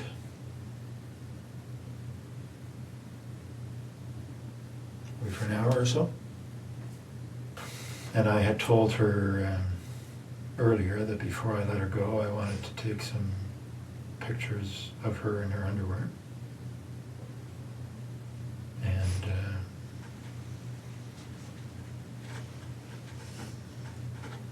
have sex with her.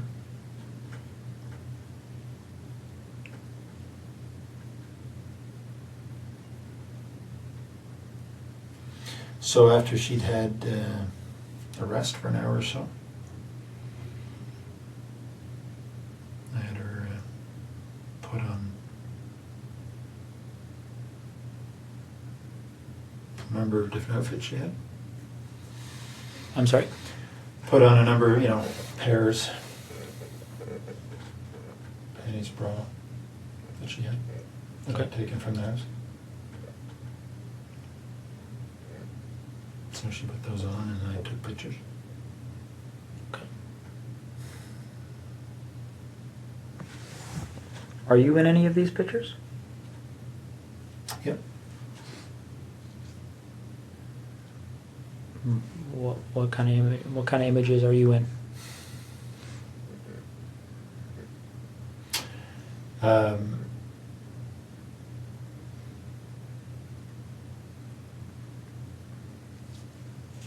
Well, I'm with her. There's on the hard drives. You'll see there's video as well. So there's video of the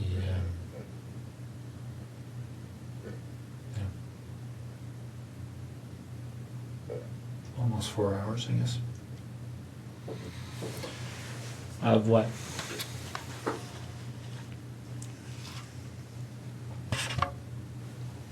Well, of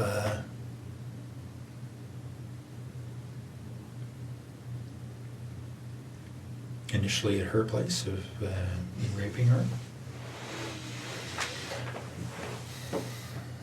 and then so I was running the video and then taking still pictures. So the video pretty much covers everything. Did you use video at other places? At Marie France's as well. Okay. And is that video on the hard drives? Yep. Same type of activity? Yep. Okay. Well, I didn't have her put on any stuff. Okay. So Jessica poses for these pictures and there's videos and then what happens?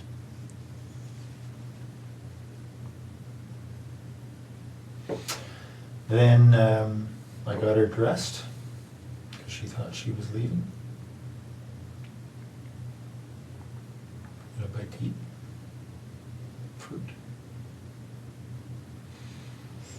And then as we were walking out, I struck her on the back of the head. Okay. When did you decide to do that?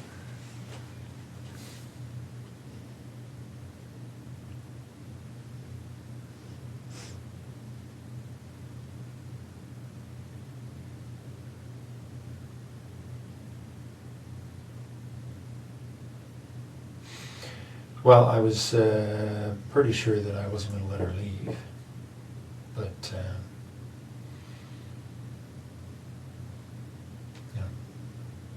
the idea of striking her on the head was developed in the afternoon.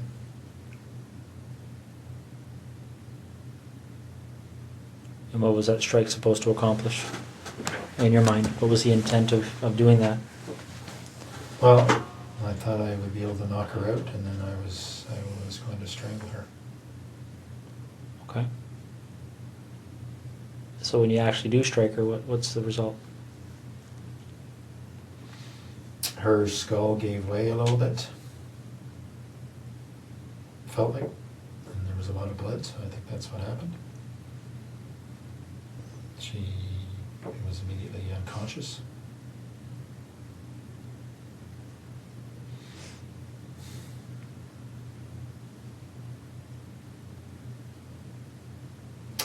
And then I strangled her.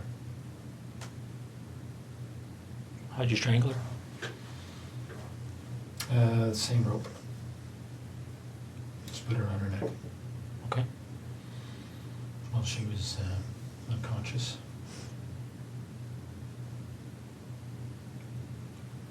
Now, what happened to the zip tie that was around her neck earlier?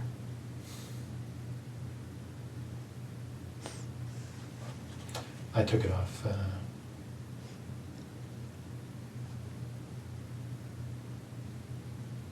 Around then, I guess.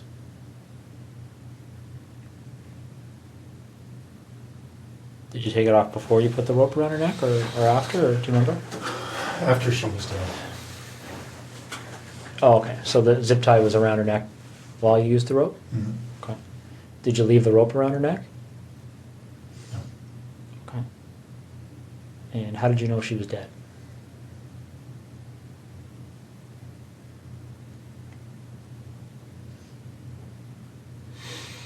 She, well, her body stopped moving.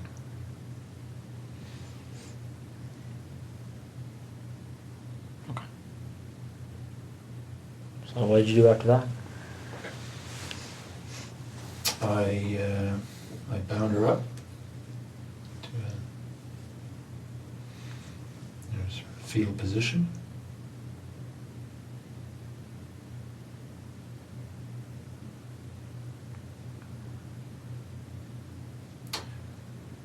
And cleaned up the floor.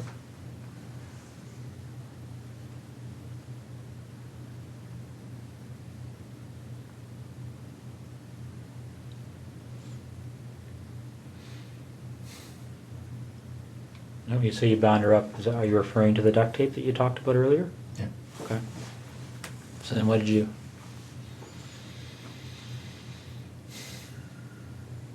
I put her in the garage. It was very cold.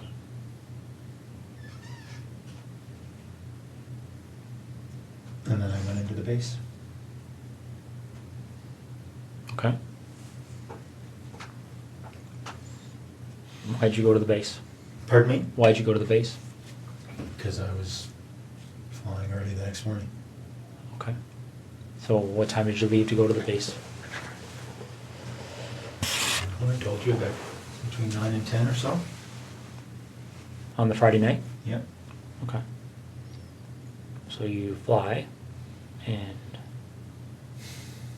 Then I drove home to Ottawa. so which night would you? Saturday night. So you land, and what time are you landing? 6:30. Okay. Saturday night. Did you go by the house in Tweed on your way to Ottawa? Or? No. So you drove straight home to Yeah. Ottawa? What time did you get there at? Do you remember? Sometime before midnight. I can't quite remember, but I think I went into the office first, did some work. So I think I got home to Ottawa just before midnight, something like that. I think. Not sure. I slept for a little bit at the Tim Hortons in Brockville. So it might be later. I honestly can't remember when I got to Ottawa, but Okay. yeah, midnight-ish, Saturday. Mm-hmm.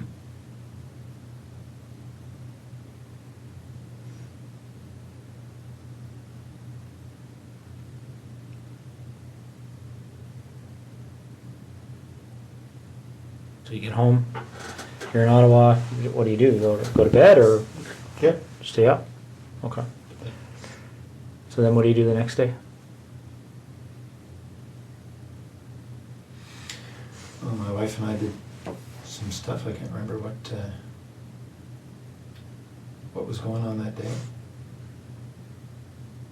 You know, putting together the new house. And I headed back to Tweed that night. Mm-hmm. Is that right? Sorry. No, I didn't. I had Monday off. That's right. I had Monday off, and then I was visiting one of the units in Ottawa on Tuesday. So I didn't head back to Tweed till Tuesday night. Okay.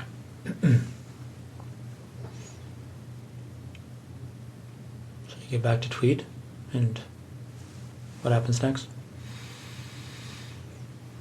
I took Jessica's body to that spot. Okay. That happened on Tuesday night? Just this past Tuesday, obviously. Yeah. Okay.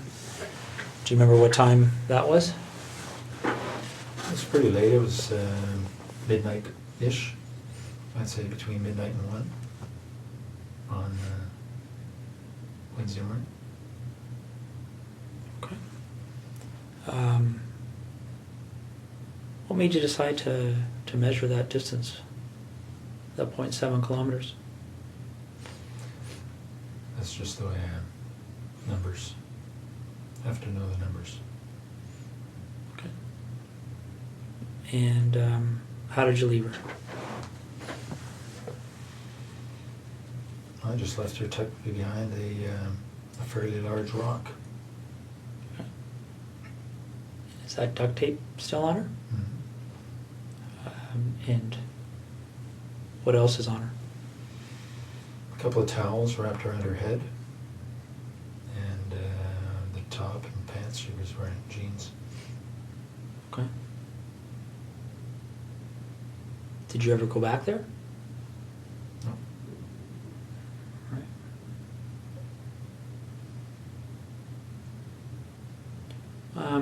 What other type of cleaning and things like that did you do? Anything else to kind of cover your tracks that you can think of?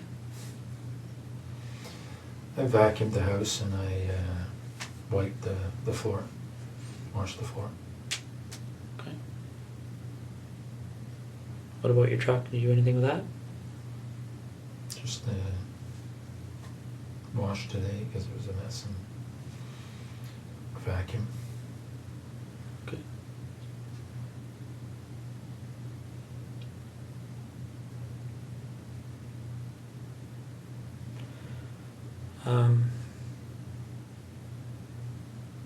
So Marie Franz,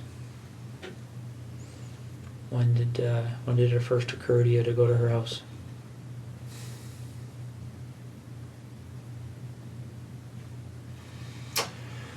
Well, probably in October. October, November, not quite sure, but somewhere in that time frame.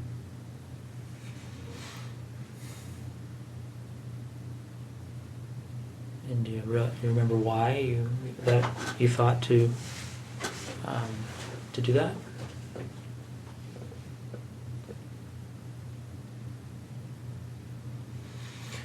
Well, she had said she lived alone when the one time I met her. Mm-hmm.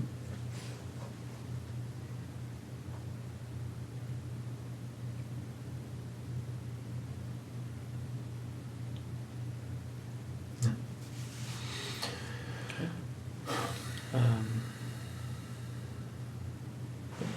Just trying to understand why her versus the dozens of other women you probably come across on a daily basis.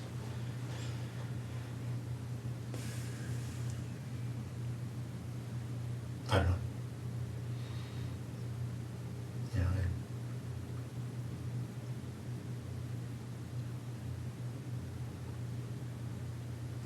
I went out there when she wasn't home just to see where she lived. And When did you do that? a couple of nights before. How did you know her address? There's an on the roll for the basement. Okay. So when you go out there a couple of nights before, do you remember what night that was when you were there first time? I don't, but it was within 2 or 3 nights, I think. Okay. Probably, well, no more than 4 anyway, something like that. And did you actually go into her house on that occasion, or did you? Okay. So what happened that night? How'd you get into her house? This window on the side of the basement, side window. Okay. And just to backstep a bit, how did you get to her house that first night you went there? I drove. What did you drive? I think I drove my truck. Okay. Finder. Do you remember where you parked it? Yep, I parked it. There's a bit of a division in the residential areas there. I parked it on another side, 600-700 meters away. Okay. So not on her street, on a different street? Do you remember what street you parked on? No, but it's actually might be the same street, but there's an interruption in the street where there's a construction zone, so there's a pathway in between, so I think it's probably the same street. Okay. So you go to her house, and when you went there that night, did you know that she was away? I'm not sure if I knew entirely, but I think I thought she was away. Okay. Is that based on her schedule, or how would you know that? Well, because I fly with the squadron, I have access to the schedule, and Okay. it's a slightly different schedule she has, but that's probably how I know. You don't know for sure? I think that's probably how I know. Okay. So you go to her house, Mhm. and what do you do that night, the first night?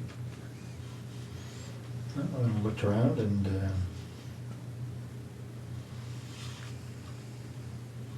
make sure that she was living there alone.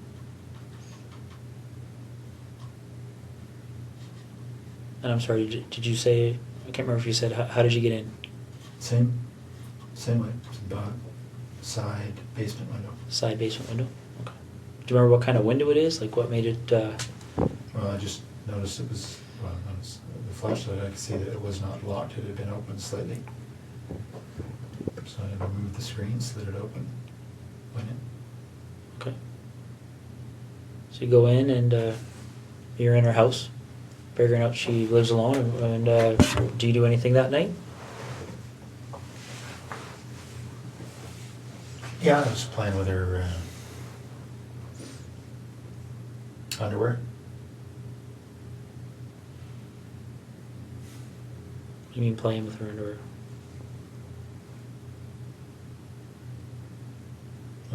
Wearing it.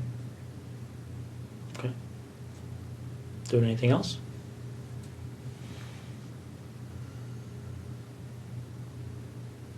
No, I didn't touch her stuff.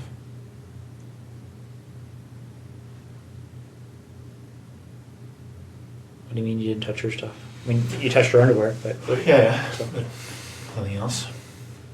Okay. Did you take any of the underwear with you that night?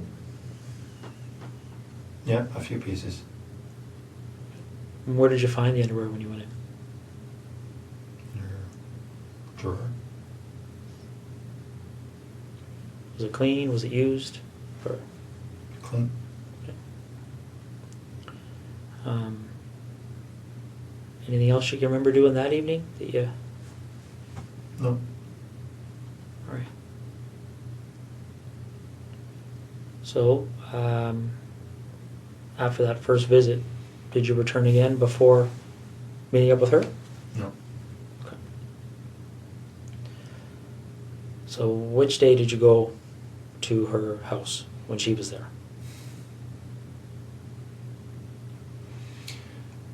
Well, the night before I went to Ottawa, so I think that was Monday night.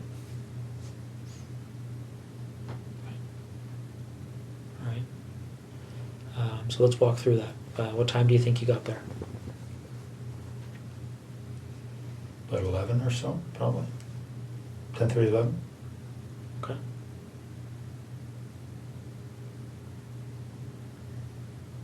So she was on the phone in her room. I could hear that from the backyard. I got in through the side window. The same basement window? Mm-hmm. How could you hear from the backyard? What was... Just hear her on the phone. Front beside the house. Could hear her through the walls that she was on the phone. Okay. Any idea who she was talking to or what she was talking about? No, couldn't hear that well. Okay. So you go in through the basement window. And what are you wearing when this is happening?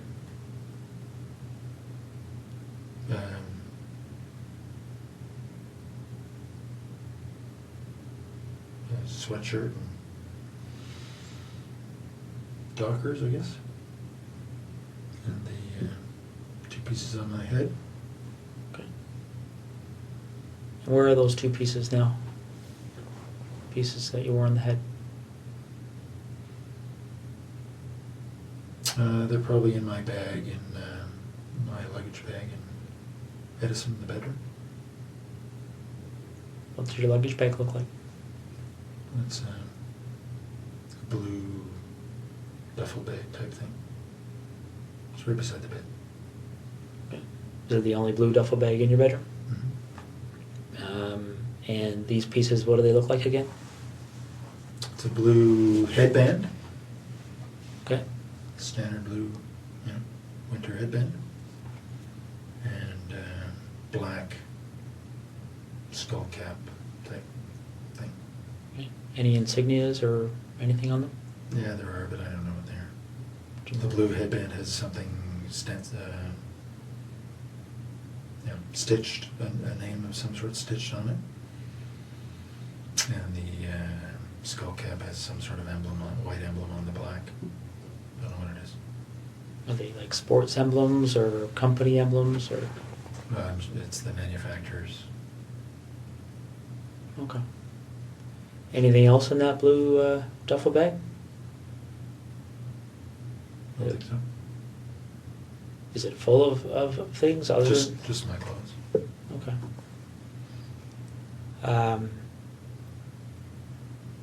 So you go in, do you remember what you had on your feet? In the house there? When you went to Marie France's house? Probably running shoes.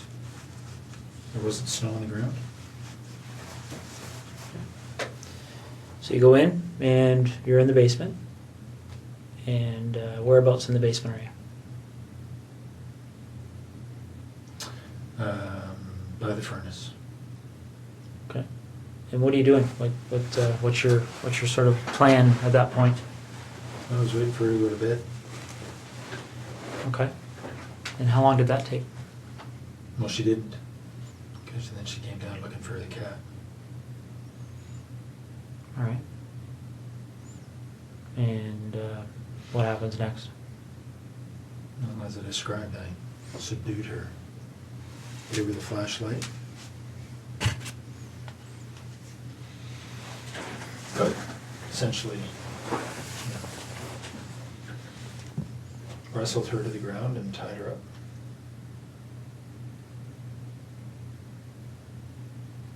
Okay. And what did you use to tie her up?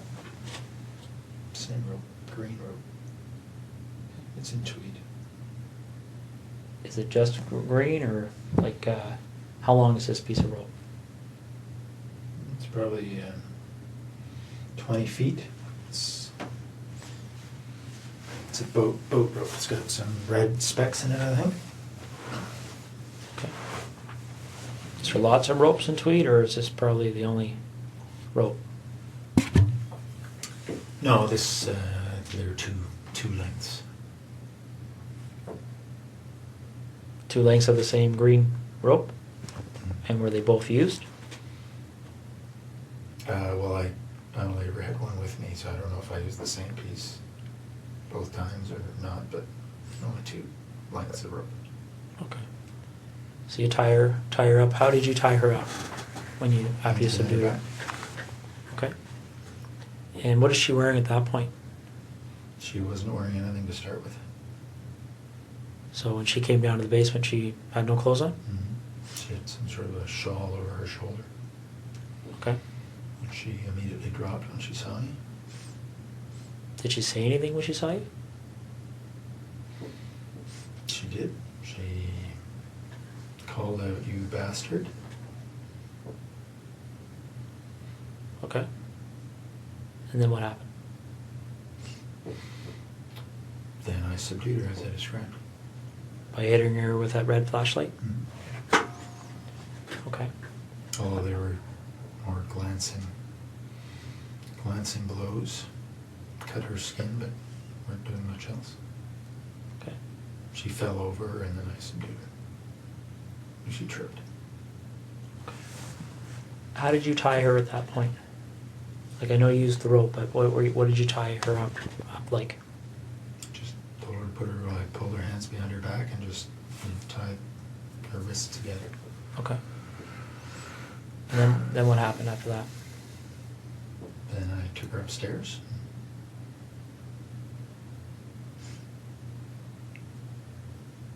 Did she go upstairs under her own power, or did you carry her? No, she passed out on the stairs. And then I carried her up. Why do you think she passed out? I expect from the hits to her head. So you carried her up to where? To her bedroom, put her on the bed. Okay. And then what happened?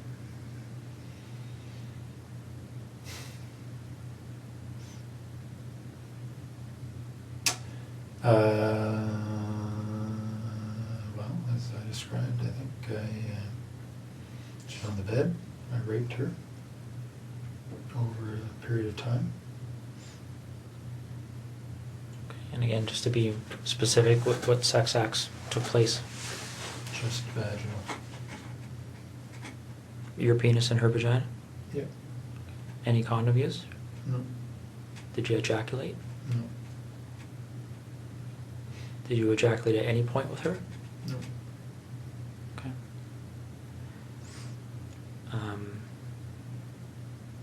But just before I forget, I think I asked you, don't mean to bounce around on you here, Russ, but with Jessica, I asked you about ejaculation. You said you didn't at that point. When did you ejaculate with Jessica? The second time or third time that I had her perform oral sex. And was that at her residence or yours? Hers. Okay. Any other times that you ejaculated with her? No. Okay. When you ejaculated with Jessica, did you use anything to clean up, or? No. No.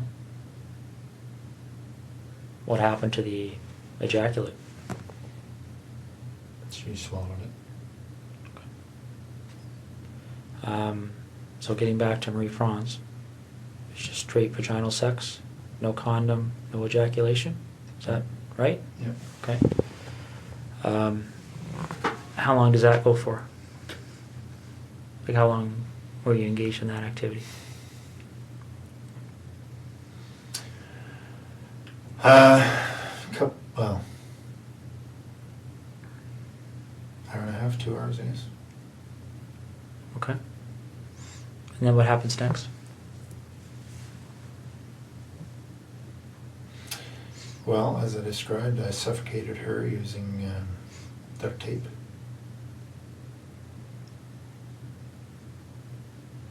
Why did you decide to do that?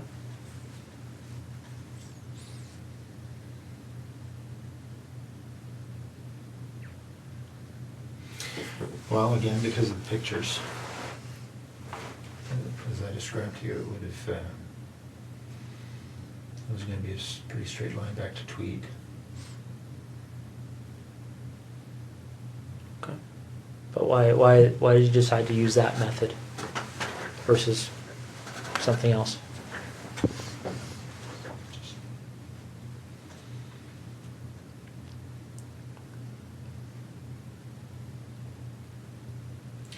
had thought about strangling her earlier.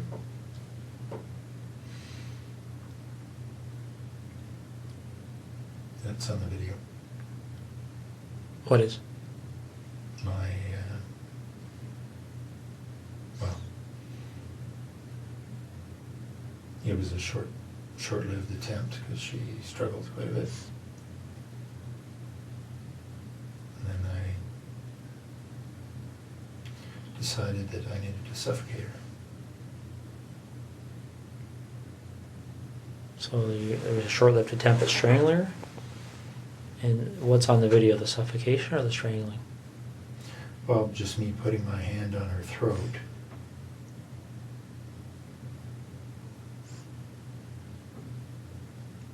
And then her responding. No surprise, very aggressively. Okay. Any videos of the suffocation part or pictures of that? Now, you mentioned that you brought the rope with you. Where did the duct tape come from? I brought it. Okay. And what did you do with it afterwards? I think it stayed in tweed. What color of duct tape are we talking about? I know it comes in a variety of colors, but Gray. gray.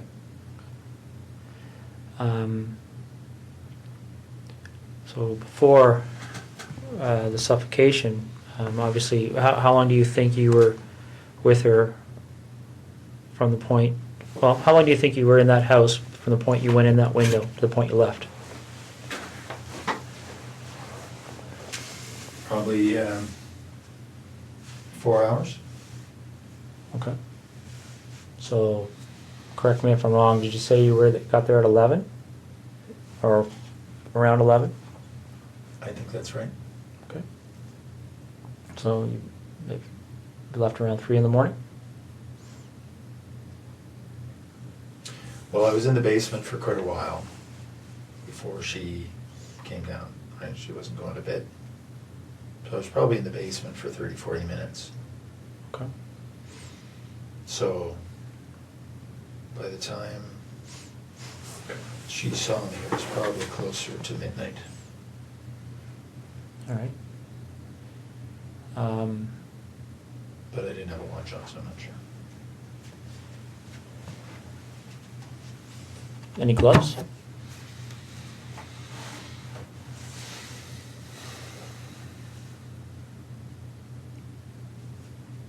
I don't think so. Did you wear gloves with Jessica? Only to get in the house. It was a very cold night. And what about the 2 women in tweed? No gloves. So while you're with Marie Franz, what kind of conversations are taking place? Anything she said to you stick out in your mind? No, I taped her mouth. There's no conversation.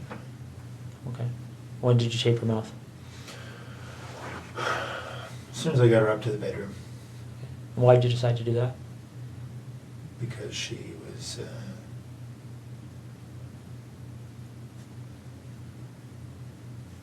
quite aggressive. In what way? I was confident she would have screamed given the chance. What way But was she did initially, Did she? in the basement. So in what way was she aggressive? Well, just in, when she discovered me, she was very vocal, screamed quite a bit, until I'd subdued her, so I expected she would scream again, given the chance. Okay. Do you remember how you left her residence? Back door. Patio door. Okay. Did you take anything with you that night? Some of her underwear. Anything else? No. All right. Did you do anything else to try and cover your tracks with Marie France?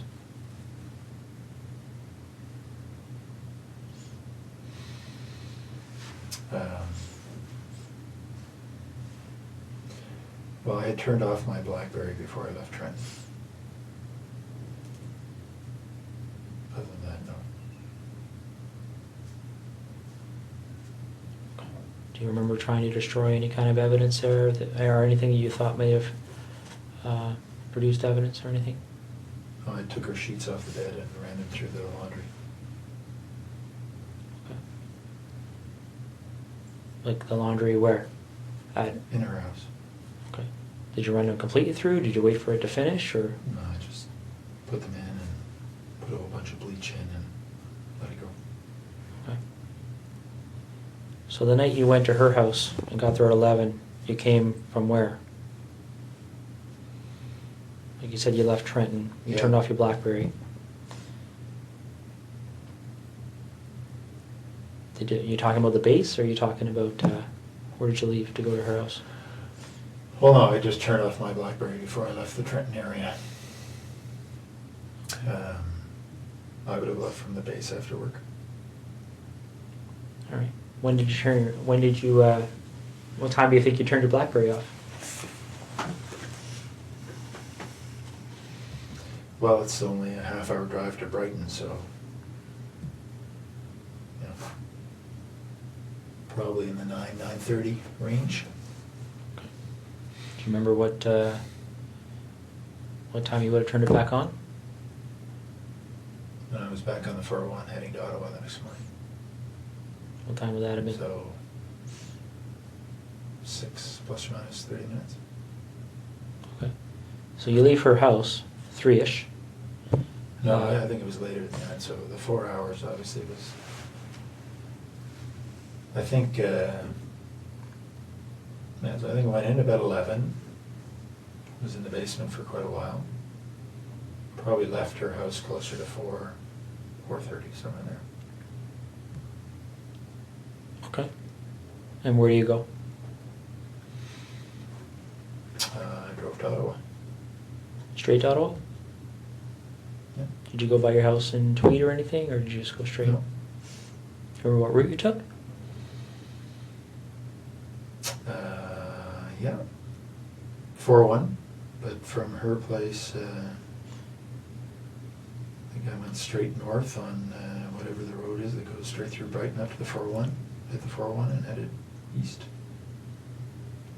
Okay.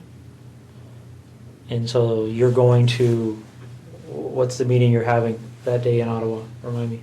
It's a meeting on the C-17 acquisition project. Okay. And who ran that meeting? The project manager, Miss Sue Hale. Okay. Is that the only meeting around that time period you would have went to on that issue with Sue Hale? Hmm? There wasn't like a weekly meeting or anything like that? Okay. No, this is sort of a quarterly. All right. So the night this happened, where did you park that night? As I said, across the gravel little roadway, it's probably the same road. Okay. Similar location to the first night? Yep. All right.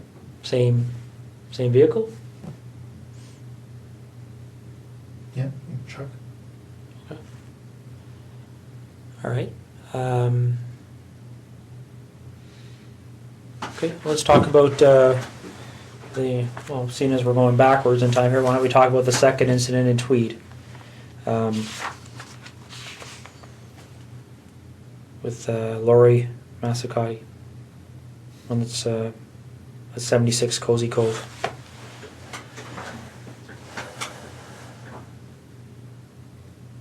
How did you decide on her? I knew she lived alone. That's it. How did you know that? She lived 3 doors down and didn't know her, but I knew she was pretty lone. She had a boyfriend and hadn't been around.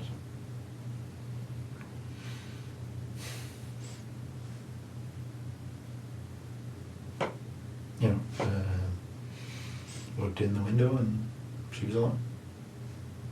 So she had a boyfriend, but he wasn't It was too frequent? Okay. Well, he was. She told me that they were fighting, so that's why he hadn't been there. Okay. So,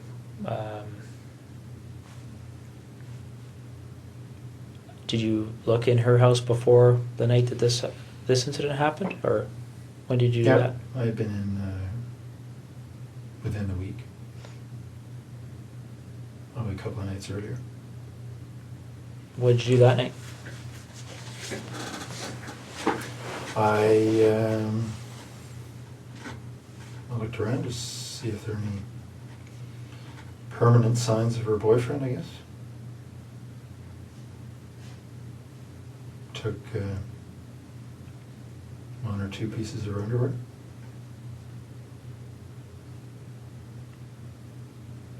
That's all. Okay. So the night you go there, when the incident happens, do you remember what time that was? It was pretty late. I probably got into the house around midnight.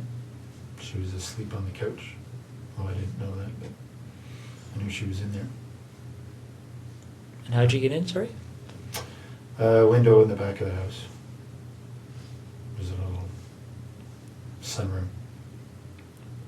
Was it just something you had to slide, or how did you I had get to that? remove the screen and slide it up. Okay. So I got into the house and she was asleep in front of the TV.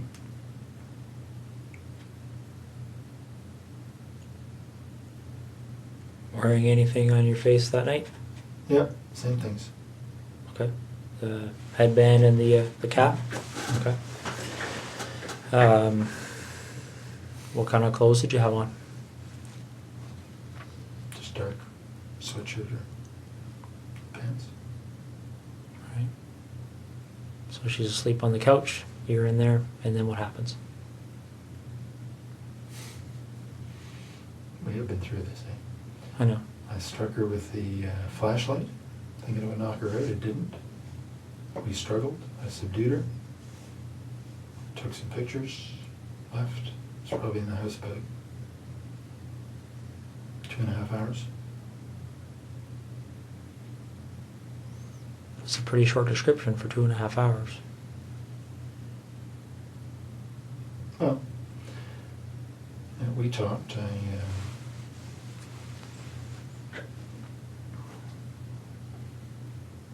told her I wasn't going to hurt her.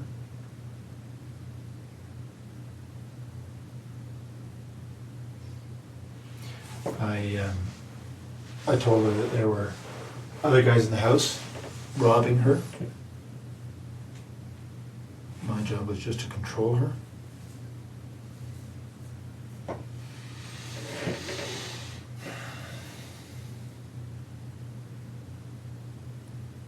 What did she say to that? She was scared.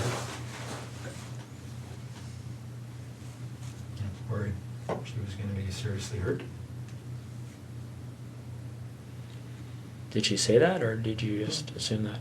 No, she said that. She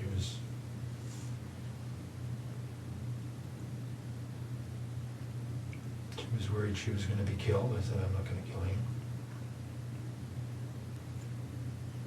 What did you do with, you said you took pictures of her. Clothed, unclothed? Both. Clothed initially and then unclothed. Are you in any of those pictures? I don't think so. You just took them of her? What kind of camera are you using, by the way? What, It's a digital Sony. you just have the one camera? Yeah. And the video camera. Also, they're two separate? Yeah. Some cameras take video, right? And where is the camera and the video camera? In Tweed. Is it the only camera and video camera in that house? Yep. Okay. All right. So you take pictures of her, and how do you end up leaving? Like you, I just told her to, I don't know, count or wait for a number of minutes before she called the police. okay. And did you leave immediately, or did you stay there for a while, Oh, no, I left. see what she was going to do, or? I left. Okay. And where do you go? Home. Straight home? Mhm. Okay. Did you wait to see if the police showed up or anything, or? No. Well, I mean, it's, So what did you do when you got a home? couple hundred feet. I went to sleep. Okay. And what did you do the next day? Went to work. Normal time. Okay. A couple hours later.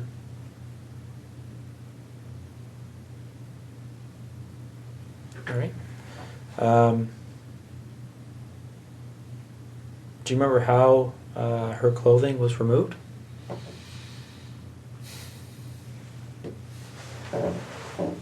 Well, because her hands were tied behind her back, I think I cut off her top and then pulled off her bottom.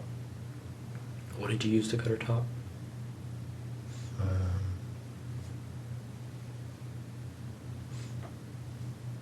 I can't remember if it was a knife or like a folding X-Acto knife or Leatherman or one of the two. Are these items that are in your house in Tweed?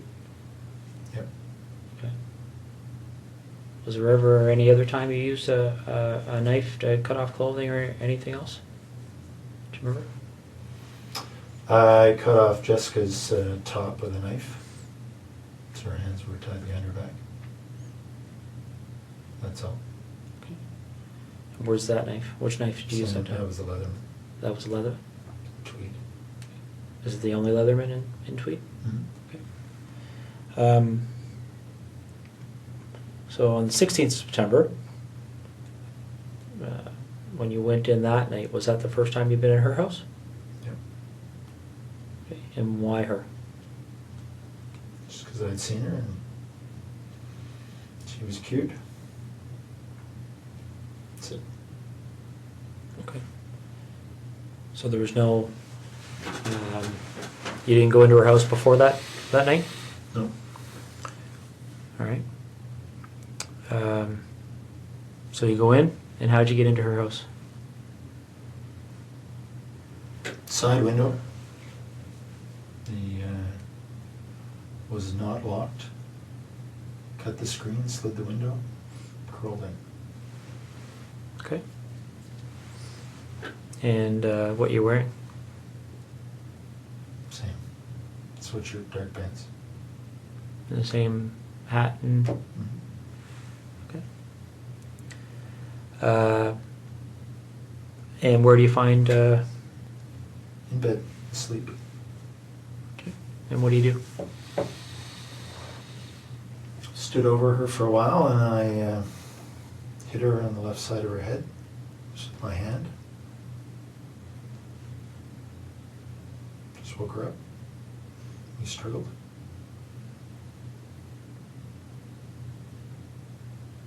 You know, I just lay on her.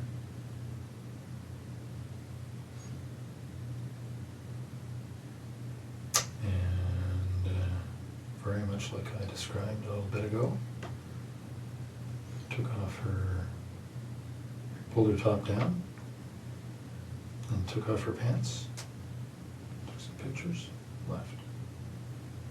Do you remember her saying anything to you? Yes, What did she say to you? all kinds of things. She had a young baby just next door, the other room, 8 months or so. Was obviously concerned about the baby. Concerned for herself. I assured her I was not going to hurt her. Physically, anyway.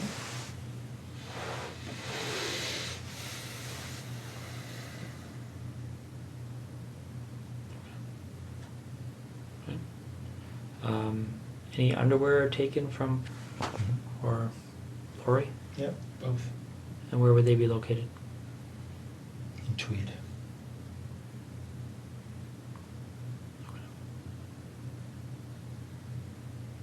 And why are they in Tweed as opposed to Marie Franz and Jessica's underwear?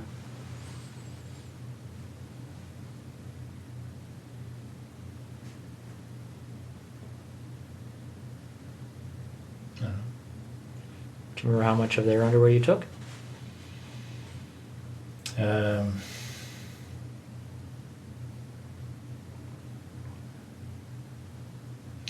Not very much from Lori. Did they know that you took their underwear? I don't know. You didn't discuss it with them or anything?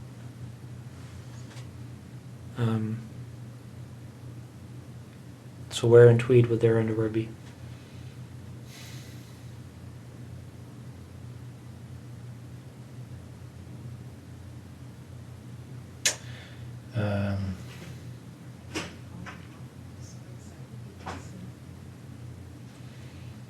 In the there's a laundry room area,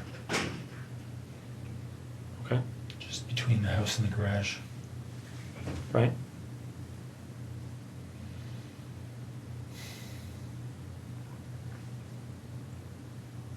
So where in that laundry room area would they be kept?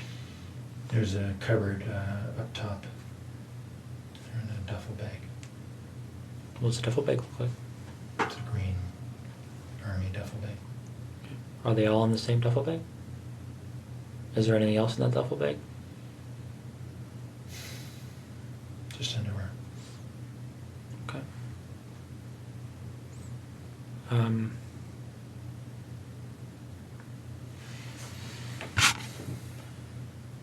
When these pictures are looked at, you talked about being in Marie Franz's underwear on the first night you went in. Did you take photographs of that? Yep. What about anybody else's underwear?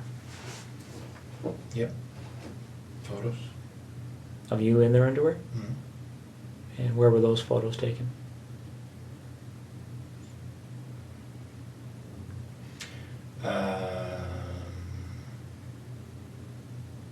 Well, sometimes in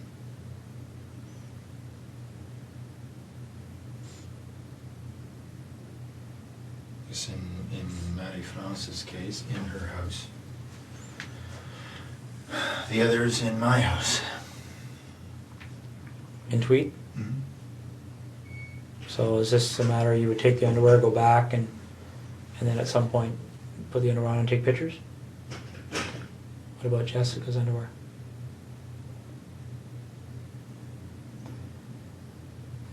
She's only her, right? So you don't have pictures of you and her underwear? No. All right.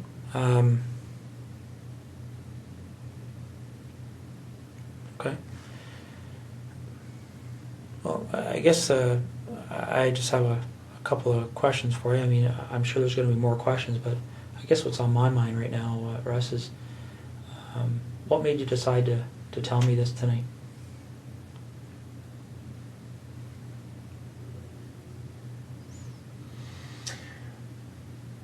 Mostly to make my wife's life easier.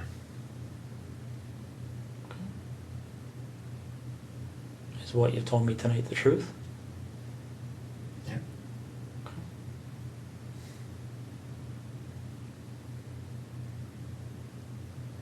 How do you feel about what you've done? Like what?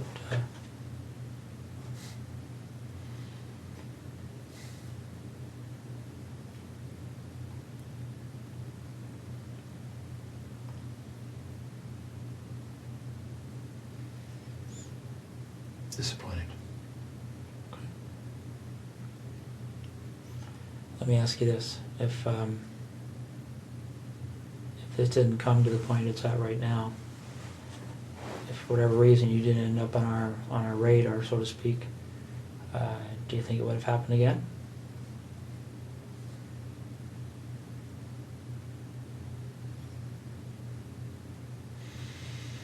I was hoping not, but I can't answer the question.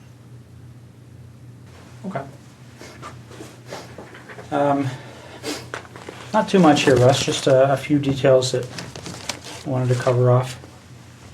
And specifically dealing with Marie France. In the basement of her house, there's a hole in the drywall. Do you recall how that happened? Whereabouts? I don't know specifically, but it's downstairs. I don't remember that. No. Okay.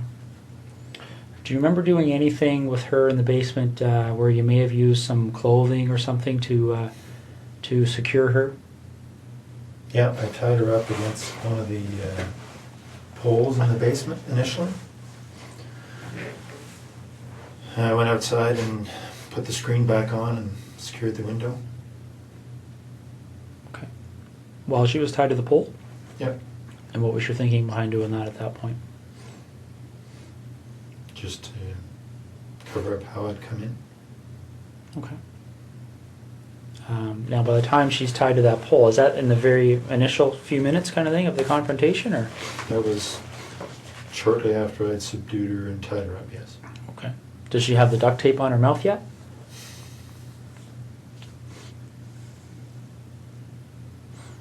I think probably. Okay. The pictures will show it. All right. Now, in the upstairs bathroom by her bedroom, there's looks like something's occurred in there. Do you remember that? Yep. What happened there? She had passed out on the bed, and I had gone to look out the front window, see if anybody was coming. And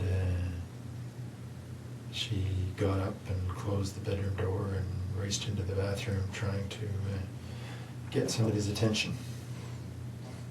But her mouth was taped and her hands were tied. Okay. What did you do as a result of that? Well, I just got in and subdued her again and got her back into the bedroom. Didn't do anything, just regain control of her. Okay. If I remember correctly, there's a bit of blood in there. Do you know where that blood would have, how that would have occurred? All the blood was from the initial hits as I was trying to subdue her. Okay. Her skin breaking with the blows to her head. Okay. Do you recall blood being in the bathroom? No, actually, I didn't have the light on in there, but it didn't surprise me. Okay. There's a pair of underwear and some socks on the floor of that bathroom that belonged to her. Do you remember how they got there? I Do you remember seeing didn't them? see them. No. What do you recall doing to her breasts? It's pretty clear that there was something happened to her breasts. Do you remember what that might have been? No, I certainly touched her breasts. I didn't do anything to hurt them. I remember that. No. Okay. All right. Well, Russ. Now, when I suffocated her, she was on her front, so may have been something there. But What do you mean? well, she was lying on the floor in the bedroom as I suffocated her, and obviously struggled. May have been in there that something happened, but I didn't do anything specific to her breasts. Okay. So when you suffocate her, that's when you had the duct tape over her mouth and nose, Mhm. and that's on the floor. Yeah. And then what happens after that? Well, she died, and I then took the duct tape off her head and put her on the bed and covered her up with duvet. Okay. And what was your thinking behind doing that?